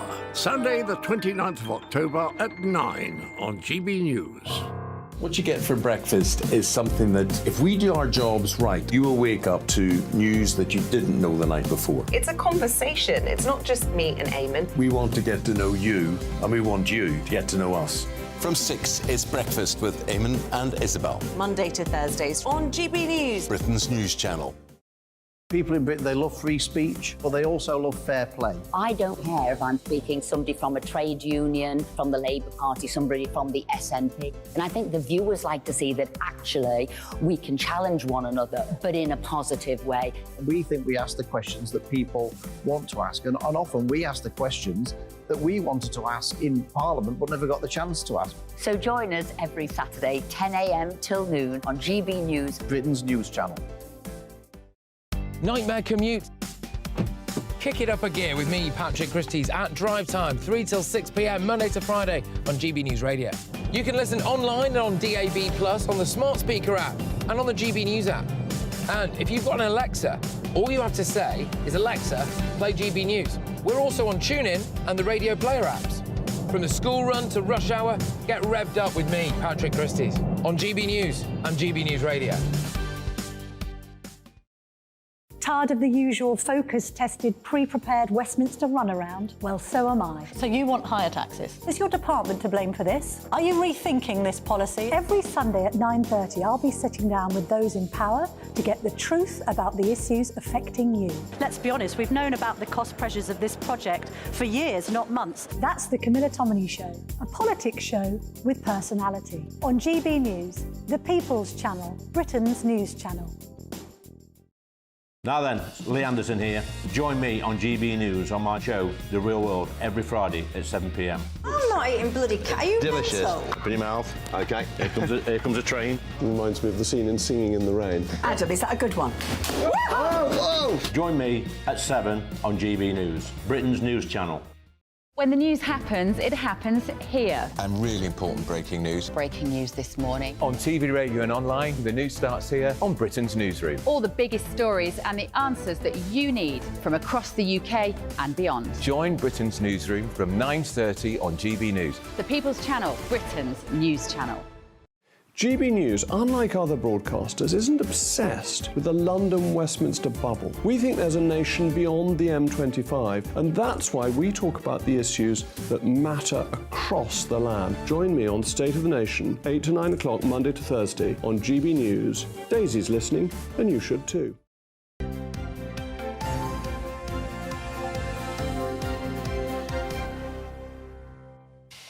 8:41 morning. Let's have a look at some of the headlines this morning with the writer and columnist Emma Wolfe and the editor of Spike, Tom Slater. Good morning to you both. Morning. Hardly dare look at this, Emma, in the Sunday Times. HS2, more controversy. More controversy. So this is the beleaguered rail kind of mega project, which Rishi Sunak spectacularly axed a few weeks back. It feels like a lifetime. Spectacularly axed in Manchester at his party conference. I think it was a couple of weeks ago. And the Sunday Times investigation is really interesting. It's all about how HS2 bosses, the company, HS2 Limited, deliberately covered up costs. I mean, we know the costs went spiralling, billions and billions. I think it was up to nearly sort of 90 billion by the end of it, from a starting point of sort of 20 or 30. But they just were inflating and absolutely spiralling out of control. But now whistleblowers have been talking about how they used the classic playbook. They would underestimate costs. They would say they would wait until bits of the project were approved. This is the managers would wait until bits of the project were approved, and then would say, "Oh, I'm so sorry, that cost has run over. That cost has gone over." All of the whistleblowers involved in the investigation were quickly got rid of. Is that not fraud? Well, is it not fraud, or is there a loophole? I don't know something? the legal term. I'm sure there are ways that these big infrastructure projects can claim that costs have increased. Sort of delaying information. Delaying information. I mean, the investigation has seized lots of private emails, letters, correspondence, phone calls. They've got a lot of information which they're going to be looking into. But it just shows you how these huge projects can go out of control. Completely out of control. Well, it does make you wonder, because every time there is a big project like this, whatever it is, they always end up running over time and way over budget. Way over budget. So somebody should be watching over. But they've had, since it started, they've had 4 chief executives and 7 chairmen. In the last financial year, chief executive was paid huge sums of money. They've had so many different people in charge. I mean, this project was started by Lord Adonis, the then Labour Transport Secretary. So you think how many people it's gone through and passing it on and...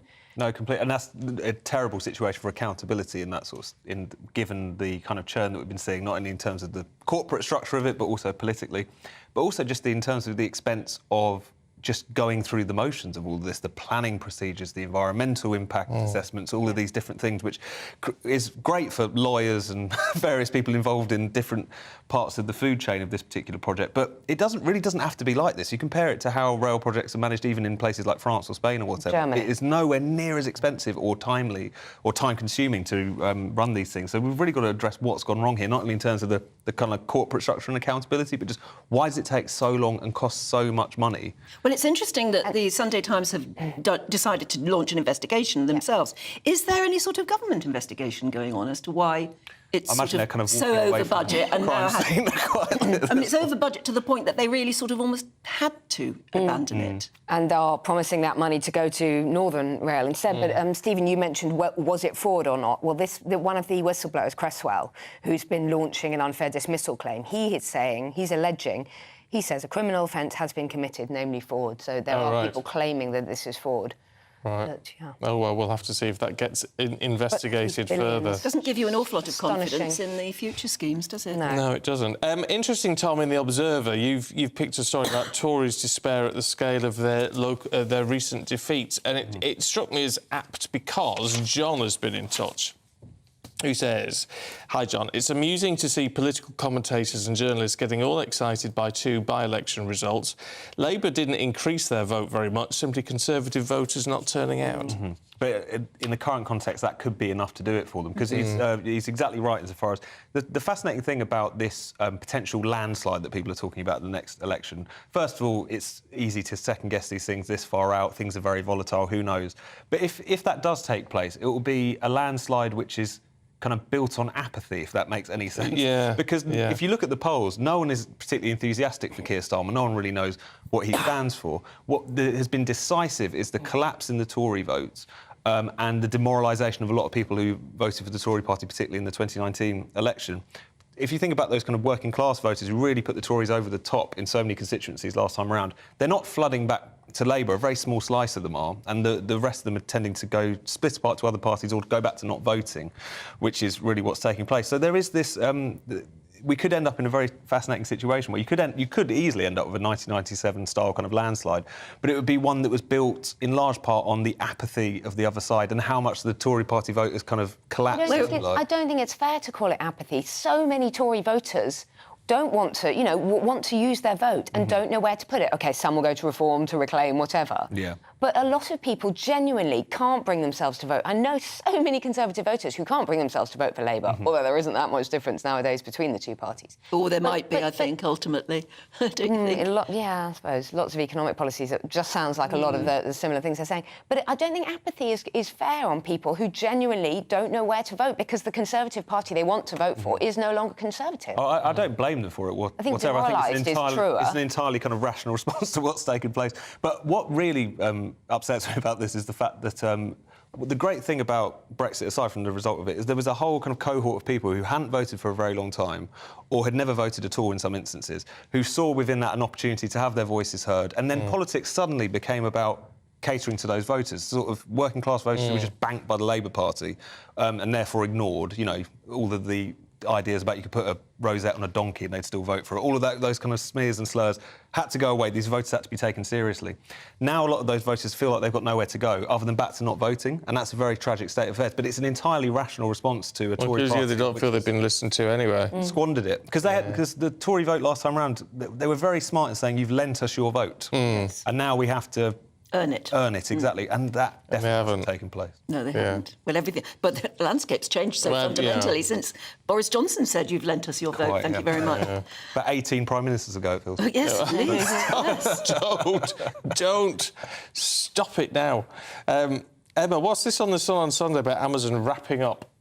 Yeah, I think it's actually quite an important story. You know, the amount of waste on Amazon or other deliveries. We've had a huge surge in the amount of deliveries. Everybody's got parcels waiting with this neighbour and that neighbour, and there's always stuff being delivered. Huge vans. I see more vans delivering parcels than I do the sort of Royal Mail delivering letters. There are no letters, are there? I'm afraid so. But the amount of waste is astonishing. You can order a small toy and you're still unpacking huge, great big cardboard boxes and just so much package waste. Now, Amazon are trying to cut down on this by using a new machine which wraps up the goods. It sort of scans them and measures them, and then it wraps them up in weather-resistant paper. So it's just paper, and it goes round the round the item, and it's sort of sealed up like plastic, but without glue. and then it can be, I hope, it can be cut off by the person at the other end, because getting into your packaging is the other It's quite difficult, isn't nightmare it? thing. But with, I have noticed a difference. I mean, I'm afraid I do far too much shopping by Amazon.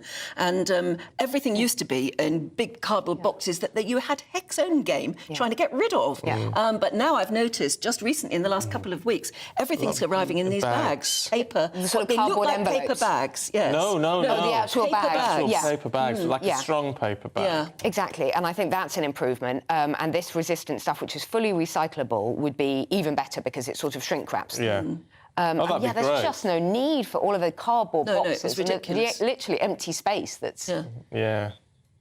I bought something the other day and it came in a bag. It was cloths. It was microfiber cloth. I mean, it's for the dog. Exciting. But it came... But it was wrapped in 3 layers of plastic. Yeah. It's Plastic. probably come from China or Inside something. a lovely cardboard, eco-friendly envelope. And you think, oh, what was the point of that? But it's interesting that they are trying. Yeah. I think that's that is good. a good move. Of course. Because and the I cardboard waste that just comes from my house is ridiculous. You multiply that by several million and it must be creating a terrible problem somewhere. You can see the cardboard outside your house on Google Maps. You know. it's that woman. There's a mountain of it. Tom, Sunday Mirror, are you in if we drop by? Yes, this is picking up on your fondness, Stephen, for sort of home surveillance and doorbell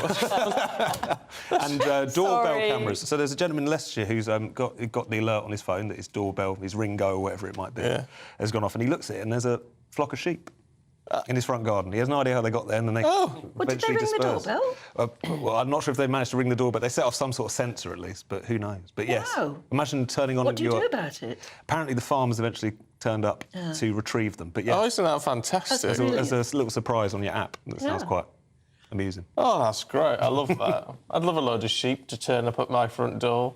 I still think it's a problem if you're away and you've suddenly been alerted. What do you do about it? What are you meant to do about it? Well, I find the whole thing very odd with people seeing who's at their doorbell and who's walking into the kitchen. I just hate the whole surveillance. The idea of being filmed, which is weird because I love doing TV, but the idea of being filmed in your own home just makes me feel creepy all over. I locked myself out of my house a couple of years ago, I think now, and I thought, oh, well, at least my next door neighbour would probably be able to let me in because he's got a key. So I went to his front door and rang the doorbell, and it's one of those. And I said, could you possibly let me in? I'm so stupid, I've locked myself out of my house. And he said, I'd love to help, Anne, but I'm in Spain. Because you don't know where the people are, do you? Because they could be watching on hiding upstairs in the bedroom. Yeah. Oh, that's the trouble. So what did you do, by the way? I got another neighbour to leap over the fence and help find it another way. It was a very long, convoluted thing, and it was raining. Why is it always raining when you lock yourself out of your house? It's often the way. Or when your car breaks down. Why is it always raining? Well. Thank God for good neighbours is all I'd say. Can we have a few hypocrites? Oh dear. I love a royal story, but I know that you're going to defend Meghan and Harry. These are the high-flying hypocrites. Well, guess what? I don't know that I often defend Meghan and Harry, to be fair. You're more balanced than I am on them. It's usually that they've gone to a climate change conference in a gas-guzzling jet. Voila. So they've just flown off on a private jet to their Caribbean island, it was last week. One day after attending a big summit in New York all about climate change and how it affects particularly young children's mental health, So the next day, they boarded their private jet. It's called a Falcon 7X. Oh, which lovely car. guzzles a lot of gas for, 9.6 tonnes of CO2 emissions.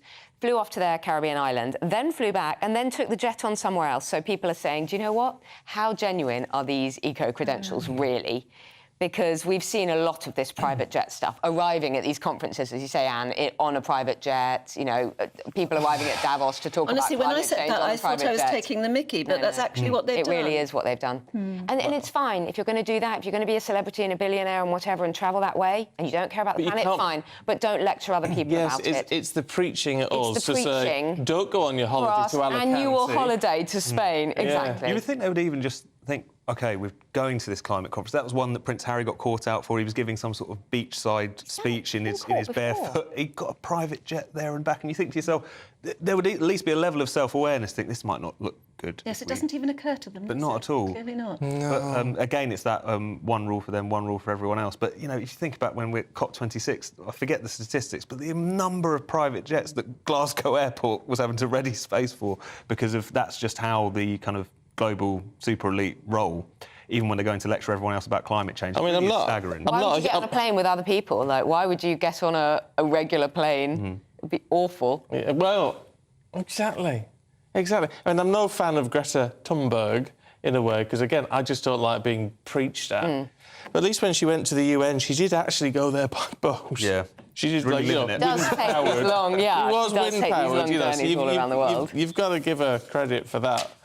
I just wish she'd stop yelling at me. I don't think it's personal. No, it's probably It's not when personal. a child is telling you that you're destroying the whole planet and you think, OK, there's quite a lot of history here. Can we just sit down and discuss this rationally? Yes, that would be nice. We're not destroying your future. Emma, Tom, good to see you both this morning. so Thank you very much indeed. Should we catch up with the weather now? Here's your weather forecast with Craig. Good morning. Welcome to your latest GB News weather forecast. I'm Craig Snell. Well, looking ahead to today, it's a much drier and brighter day right across the country, but especially so for Scotland. We do have some showers to contend with, especially across more western parts. They may at times just creep a little bit further east, but I think the further east you are, greater chance of staying dry right throughout the day. Best of the sunshine will also be towards eastern parts.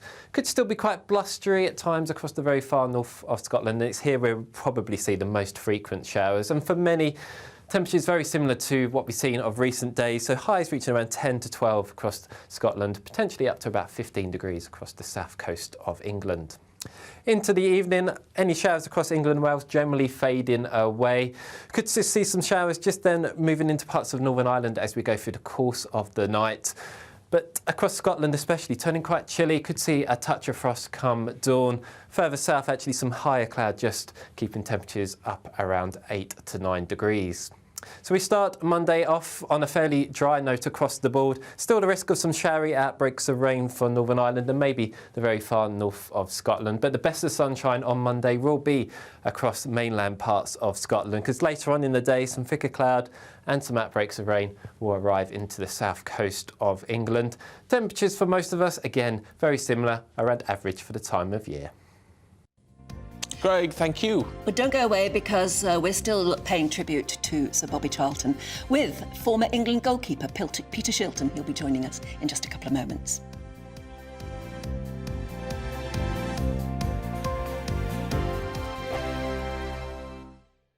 I think the most exciting bit for me is talking to ordinary people. People who I think are ignored often by the major news channels. We're going to give news they want to hear. There's a voice there that needs to be heard. I think there's a chance here for a diversity of opinion to be expressed, which you don't find elsewhere. It's really exciting. We don't hold back. We're free to say how decisions that are taken here affect us all around the country. Only on GB News, the People's Channel, Britain's news channel. There's only 3 people you can trust in life: your doctor, your lawyer, and your nana. I'm not sure. So join me, Nana Aquare, at 3 p.m. every Saturday and Sunday, where we discuss the biggest topics of the weekend. Be ready for battle. Could you be quiet? What is this? It's my new teeth. It's your new teeth. I don't bite. Well, not without a good reason. Always honest, always fun. Every weekend at 3 p.m. on GB News, the People's Channel, Britain's news channel. The Jubes and Kerr, we tackle the issues of the day with real, robust debate, both sides of the fence, battling it out with me in the middle with my forthright opinions and views. And often really interesting things happen because you start with a position and then by the end of the debate you find actually, I might not have thought about that one. What we need in this country is 2 new political parties. You should maybe think about doing a 2024 calendar. I'm Michelle Dewberry and I'm keeping you company right through until 7 o'clock this evening. GB News, the People's Channel, Britain's watching. Join us every night on GB News at 11 p.m. for Headliners, which is 3 top comedians going through the next day's news stories, which is exactly what you need, because when the establishment has gone crazy, you need some craziness to make sense of it.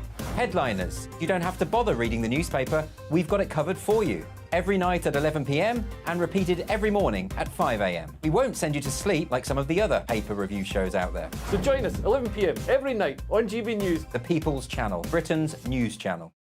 GB News, unlike other broadcasters, isn't obsessed with the London-Westminster bubble. We think there's a nation beyond the M25, and that's why we talk about the issues that matter across the land. Join me on State of the Nation, 8 to 9 o'clock, Monday to Thursday, on GB News. Daisy's listening, and you should too. Every Sunday from 11, join Michael Portillo. There will be topical discussion, looking at the week before and the week to come. So kick back and relax at 11 a.m. on Sundays on GB News with me, Michael Portillo. GB News, the People's Channel, Britain's news channel.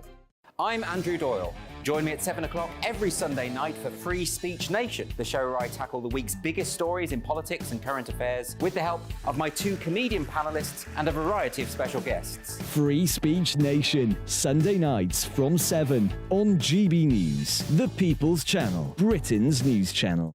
Nightmare commute. Kick it up a gear with me, Patrick Christie's at Drive Time, 3 till 6 p.m, Monday to Friday on GB News Radio. You can listen online and on DAB+, on the smart speaker app and on the GB News app. And if you've got an Alexa, all you have to say is, Alexa, play GB News. We're also on TuneIn and the Radio Player apps. From the school run to rush hour, get revved up with me, Patrick Christie's, on GB News and GB News Radio.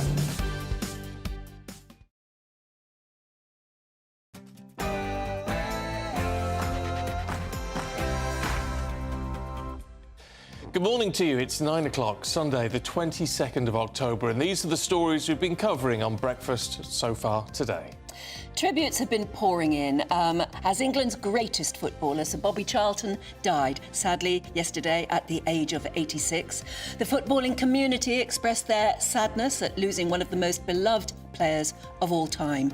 We'll be speaking in just a couple of moments to former England goalkeeper Peter Shilton, and there he is. In the Middle East, there are reports of missiles heading towards Rishon LeZion from the Gaza Strip. Our Home and Security Editor Mark White is in Tel Aviv. Well, the Israeli armed forces have intensified their operations in Gaza. Airstrikes in Gaza overnight are believed to have killed at least 50 people. The inevitable response has seen rocket fire from Gaza into several locations in Israel, including here in Tel Aviv. Is Prime Minister Rishi Sunak in crisis? According to reports, up to 25 MPs are set to hand in a vote of no confidence against the Prime Minister following that double by-election defeat on Thursday. Storm Babet leaves devastation in her wake, claiming at least 4 lives, with travel disruption continuing and workers being lifted from oil rigs. And for a detailed weather forecast, Craig's got there. Good morning. It's been an exceptionally wet few days across parts of the UK. Today offers something a bit drier and brighter. Find out more in a little bit. Good morning to you. I'm Stephen Dixon. And I'm Anne Diamond, and this is Breakfast on GB News.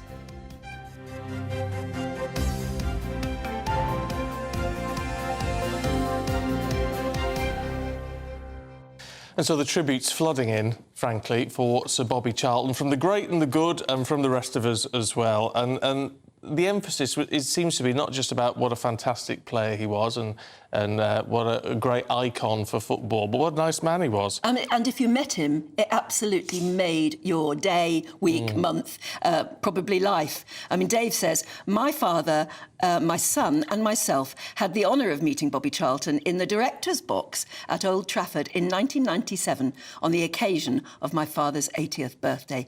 I can only imagine to your whole family what a wonderful day that must have been. As Sean says, I remember seeing the Holy Trinity, Best Law and Charlton, when I was 8 years old, and I was just mesmerised. 6 years later, I still get tingles down my spine when I think of it. A great man, thanks for the memories. I mean, I think what's so wonderful is he's such a hero. And then to live up to that heroic status when you meet a fan, that's what matters. But just by being nice, actually, rather than being... A lot of people get very full of themselves and things, don't they? They think they're amazing. And I think if you hold somebody to that hero status, you want to meet them and you're sort of worried that you'll be disappointed. And by the sound of it, he did not disappoint at all. Well, he has been a great man with a great legacy, actually. But Ellie Costello looks back now at his life and his career. The greatest moment in English football. Sir Bobby Charlton following captain Bobby Moore to collect the 1966 World Cup trophy from the Queen at Wembley. The defining moment in the career of one of England's greatest footballers.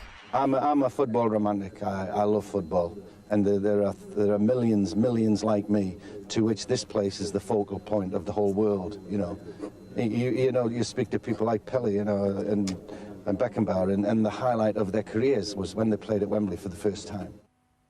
Born the son of a coal miner in Northumberland in 1937, Bobby said the only choices open to him were the mines, the navy, or football. Thankfully for the world, he pursued the latter. Charlton's death leaves Sir Geoff Hurst as the only surviving member of the team that won the World Cup. At just 20 years old, a young Bobby Charlton was one of the Busby babes involved in the 1958 Munich air crash. He survived, although 23 lives were lost, including those of 8 United team members. Up until his own death, he remained the last surviving member of that crash. A fine centre, and Bobby Charlton slams the ball home. Bobby Charlton was named in the England squad for 4 World Cups. At the time of his retirement from the England team in 1970, he was the nation's most capped player, having turned out 106 times at the highest level. With 249 goals, he was Manchester United's highest all-time goal scorer for more than 40 years. He was also England's highest goal scorer for 45 years. In a glittering career, Sir Bobby won 3 league championships, an FA Cup and a European Cup with Manchester United. He remained a director at the club for many years. Bobby Charlton was the player who gave us that elite world-class quality which enables you to go and win tournaments. And don't forget the soccer school. David Beckham was brought to the attention by his participation and involvement in the Bobby Charlton soccer school. In 1994, Charlton became Sir Bobby when he was knighted by Queen Elizabeth, and he continued to act as an ambassador for British sport. I'm a footballer and just tried my best and hoped that my ability was good enough to get me some success, which I've been lucky enough to have done. He helped to promote London's successful bid for the 2012 Olympics. This is such a fun place, and people love London. People love London, and we get them here, and we'll give them such a fantastic time. In his personal life, Bobby Charlton married his wife, Norma Ball, in 1961. They had 2 daughters, Suzanne and Andrea. In November 2020, it was revealed that Sir Bobby Charlton had been diagnosed with dementia, as did several of his 1966 teammates. He stepped back from public life and has rarely been seen in recent years. Sir Bobby Charlton will remain a name synonymous with the beautiful game. Oh, beautiful man, too. We're joined by former England goalkeeper now, Peter Shilton. And a very good morning to you, Peter. What are your thoughts on Sir Bobby Charlton today? Good morning. Well, I'm obviously very sad that Bobby's passed away, but he was just a fantastic player. He was my hero, one of my heroes when I was growing up. And I managed to play with him for England in '69. And obviously against him when I was 17, and he was such a fantastic player. You know, he could do everything. He wasn't. They say he couldn't head the ball, and yet he scored a fantastic goal in the European Cup final. So as a player, he was fantastic, and as a person, I think everybody knows he was so down to earth and had time for anybody. So yeah, it's a great loss. I love the fact, Peter, that you know he was an inspiration for you, and then you played with him. Because I mean, it would seem to me that he's been an inspiration not just for your generation, but every sort of footballing crop after that up until now. Yeah, well, he came from a different era, didn't he? I mean, they used to play in the streets when Bobby was young. You know, they get a football and practice in the streets. And I used to love talking football with Bobby. And I actually, as a goalkeeper, I said to him, how do you manage to keep the ball so low from distance, you know? And he said, well, I used to practice putting a line across a wall, and I used to get sort of a distance and keep it below that line, then get a bit further back and a bit further back until I managed to keep it really low from about 30 yards. And, of course, some of the goals he scored were unbelievable. The ball kept low and then rose. Especially, I think the memorable one was in the World Cup semi-final against Portugal. So he always wanted to talk football. And sometimes I remember when we were in Mexico in '70, and he even wanted to go in goal sometimes, you know, and said, come on, hit a few shots at me. I can play in goal as well, you know. So he was that enthusiastic about it. Yeah, I mean, I'm not very good on my football statistics, but when you say, as you say, you played against him at one point, were you in goal and were you ever up against one of his goals? Yeah, I played, I was 17 playing for Leicester. I'd just taken over from Gordon Banks, and we played at Old Trafford. And it was unbelievable for me because you had George Best, obviously, Dennis Law, you know, Nobby Stiles, and obviously Bobby. And Bobby hit a shot from the edge of the box, and it was going across me, and I thought, I've got to get this. And I just managed to fingertip it round the post, and Bobby was running across to take the corner, and he gave me a little wry smile and a wink, as if say, you're not allowed to do that against me. And he actually sort of remembered that moment when I was speaking. I said, Bobby, do you remember that? And he went, I do, actually, yeah. So he was just so enthusiastic, and, you know, he was just so down to earth. And I think not only because of his football achievements, but because of the person he was. That's how people, you know, around the world respected him. I do find it interesting that, you know, he and people like you, it is a slightly older generation, if you forgive me for saying it, Peter, who do seem to have kept their feet on the ground a bit more than perhaps some of the younger generation, which is actually really nice. I mean, that's something to be admired, I would think.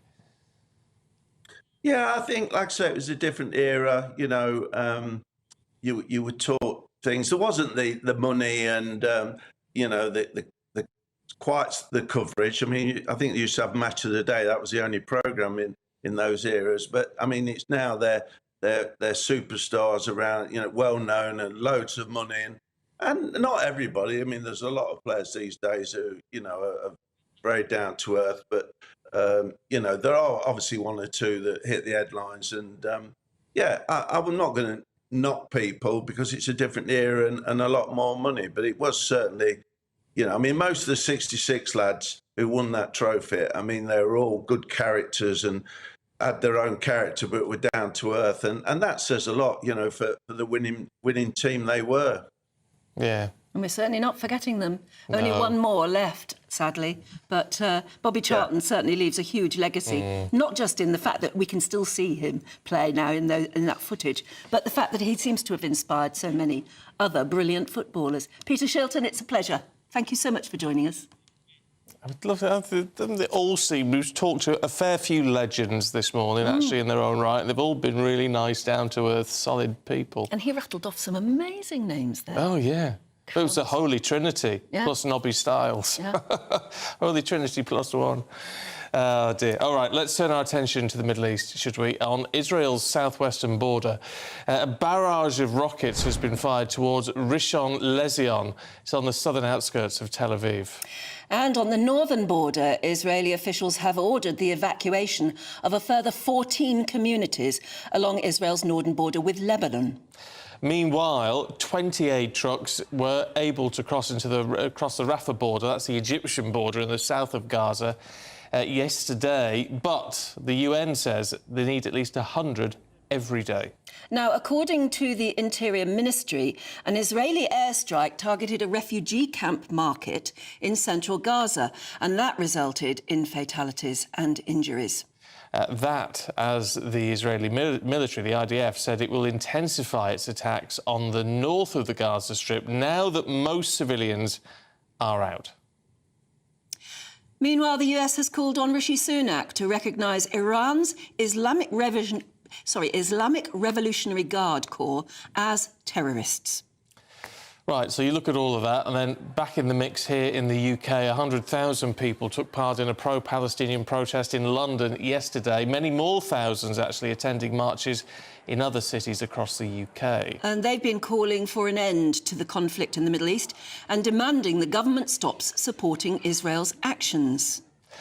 Well, there's a lot to get your head round in all of that. Let's break it down, should we, with our security editor, Mark White, who's in Tel Aviv for us. I mean, as I say, Mark, there's a lot of information there. Yes, there absolutely is. It was just yesterday evening that the Israeli military announced that they were about to intensify their strikes on northern Gaza as a prelude to this ground war that we have been anticipating for many days now. The troops are continuing to mass around the Gaza Strip, but as yet they have not pushed forward, and they won't, it seems, until this operation to weaken a lot of the potential traps that might be awaiting the Israeli military has been carried out. And true to the word, the Israelis carried out dozens of strikes in northern Gaza overnight. There are reports of at least 50 deaths in Gaza related to that. Now, the Israelis say that they were striking Hamas targets related to compounds that they were using to store weapons, that they were using as command bunkers and alike. And in response, of course, they were expecting it, and sure as night follows day, or day follows night, whichever one you want to go with, we had the rockets coming over from Gaza, and they have been coming over throughout the morning here in Israel. We've had strikes just south of Tel Aviv. The sirens have gone off again, this time in the southern city of Ashkelon and in areas around the Gaza Strip.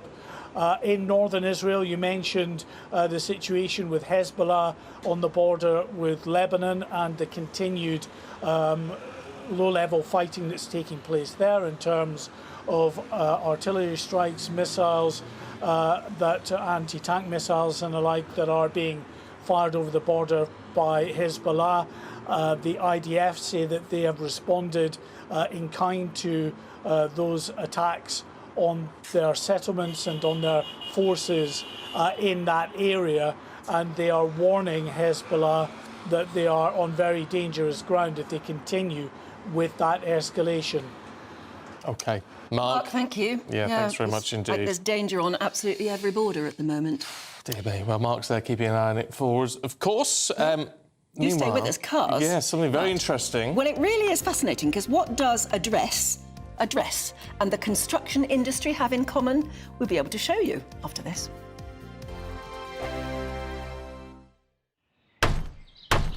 Who is it? We're here for the show.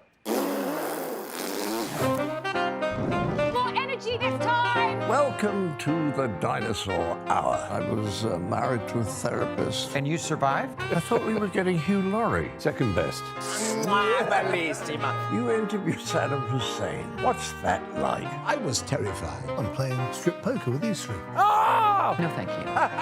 My CDs need to be put in alphabetical order. Are you going to be problematic again? The Dinosaur Hour. Sunday, the 29th of October at 9 on GB News. What you get for breakfast is something that, if we do our jobs right, you will wake up to news that you didn't know the night before. It's a conversation. It's not just me and Eamon. We want to get to know you, and we want you to get to know us. From 6, it's Breakfast with Eamon and Isabel. Monday to Thursdays on GB News, Britain's news channel. People in Britain, they love free speech, but they also love fair play. I don't care if I'm speaking somebody from a trade union, from the Labour Party, somebody from the SNP. And I think the viewers like to see that actually we can challenge one another, but in a positive way. We think we ask the questions that people want to ask, and often we ask the questions that we wanted to ask in Parliament but never got the chance to ask. So join us every Saturday, 10 a.m. till noon on GB News, Britain's news channel. Nightmare commute. Kick it up a gear with me, Patrick Christie's, at drive time, 3 till 6 p.m, Monday to Friday on GB News Radio. You can listen online and on DAB+, on the smart speaker app and on the GB News app. And if you've got an Alexa, all you have to say is, Alexa, play GB News. We're also on TuneIn and the Radio Player apps. From the school run to rush hour, get revved up with me, Patrick Christie's, on GB News and GB News Radio. Tired of the usual focus-tested, pre-prepared Westminster runaround? Well, so am I. So you want higher taxes? Is your department to blame for this? Are you rethinking this policy? Every Sunday at 9:30, I'll be sitting down with those in power to get the truth about the issues affecting you. Let's be honest, we've known about the cost pressures of this project for years, not months. That's the Camilla Tominey Show, a politics show with personality. On GB News, the People's Channel, Britain's news channel. Now then, Lee Anderson here. Join me on GB News on my show, The Real World, every Friday at 7 p.m. I'm not eating bloody cat. Are you delicious. mental? Open your mouth. OK, here comes a train. Reminds me of the scene in Singing in the Rain. Adam, is that a good one? Whoa! Join me at 7 on GB News, Britain's news channel. When the news happens, it happens here. And really important breaking news. Breaking news this morning. On TV, radio and online, the news starts here on Britain's Newsroom. All the biggest stories and the answers that you need from across the UK and beyond. Join Britain's Newsroom from 9:30 on GB News. The People's Channel, Britain's news channel. GB News, unlike other broadcasters, isn't obsessed with the London-Westminster bubble. We think there's a nation beyond the M25, and that's why we talk about the issues that matter across the land. Join me on State of the Nation, 8 to 9 o'clock, Monday to Thursday, on GB News. Daisy's listening, and you should too.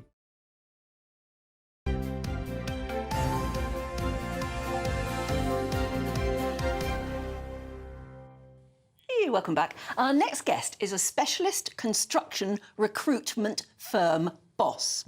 And recently she decided to go to a big industry event with something she felt more comfortable in. Yeah, fair enough. Well, You've got to get dressed up. An evening gown. Yeah. But an evening gown with a difference, and that said something about her whole business. Well, should we see it?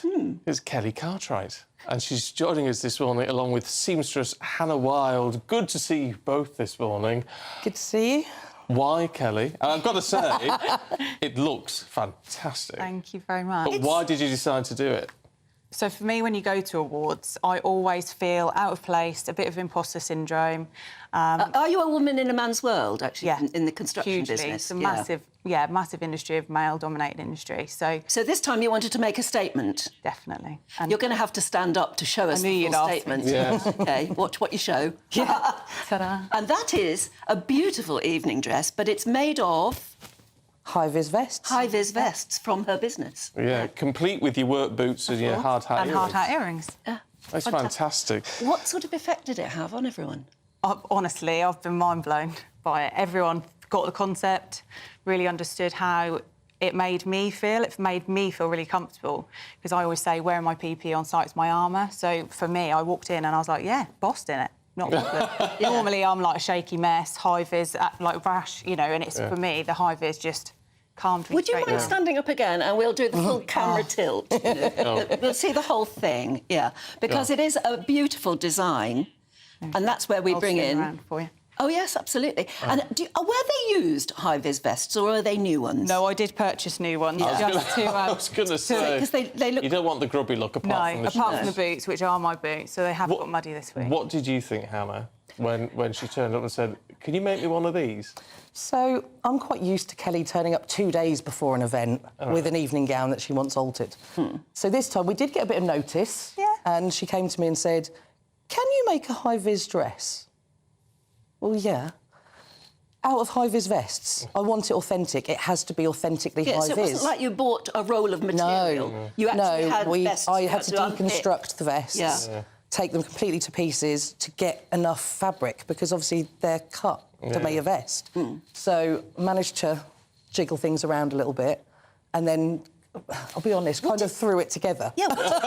It was just an idea. I put it together on a mannequin. Isn't the material quite difficult to sew, because it's quite tough stuff? Yeah, it was actually a lot easier than I thought it was going to be. It's probably the most unusual fabric I've used, because I specialise in bridal. Nice lining in it and you do bridal mainly, do you? Yeah. So It must be quite a challenge to take those and say those weird shapes that they must be when you open them up. Yeah. And actually make something which is elegant. Yes, well, that was the concept. My whole job is about making women feel confident and beautiful. And that's what I do, and that's what I specialise in, and that's what I love. And then Kelly comes along. And what a model, though, what a model to use. But then she says, I don't want it all glam and fancy. I want it to look like a high-vis vest. Hence why the bottom is done like it is. The stripes have been put back authentically where they would be. Obviously, they would be here, but on the dress... Did you wear the boots and the socks to the event as well? Yeah. So you really were making a statement. And my feet at the end of the night were bliss. Well, I bet they about were, the heels. I was like, I'm fine. Well, like Kelly always says, you can't be what you can't see. And that, in her industry, is really important to her. Yes. So nobody missed her.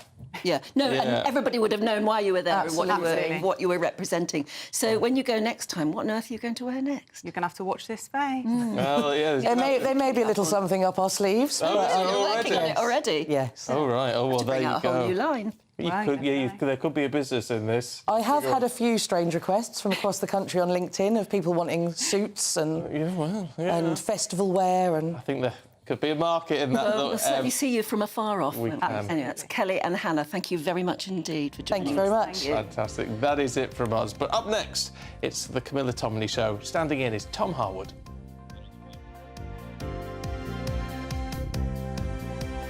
Good morning. Welcome to your latest GB News weather forecast. I'm Craig Snell. Well, looking ahead to today, it's a much drier and brighter day right across the country, but especially so for Scotland. We do have some showers to contend with, especially across more western parts. They may at times just creep a little bit further east, but I think the further east you are, greater chance of staying dry right throughout the day. Best of the sunshine will also be towards eastern parts. Could still be quite blustery at times across the very far north of Scotland. It's here we'll probably see the most frequent showers, and for many, temperatures very similar to what we've seen of recent days, so highs reaching around 10 to 12 across Scotland, potentially up to about 15 degrees across the south coast of England. Into the evening, any showers across England and Wales generally fading away. Could see some showers just then moving into parts of Northern Ireland as we go through the course of the night. But across Scotland especially, turning quite chilly, could see a touch of frost come dawn. Further south, actually some higher cloud, just keeping temperatures up around 8 to 9 degrees. So we start Monday off on a fairly dry note across the board. Still the risk of some showery outbreaks of rain for Northern Ireland and maybe the very far north of Scotland. But the best of sunshine on Monday will be across mainland parts of Scotland, because later on in the day, some thicker cloud and some outbreaks of rain will arrive into the south coast of England. Temperatures for most of us, again, very similar, around average for the time of year.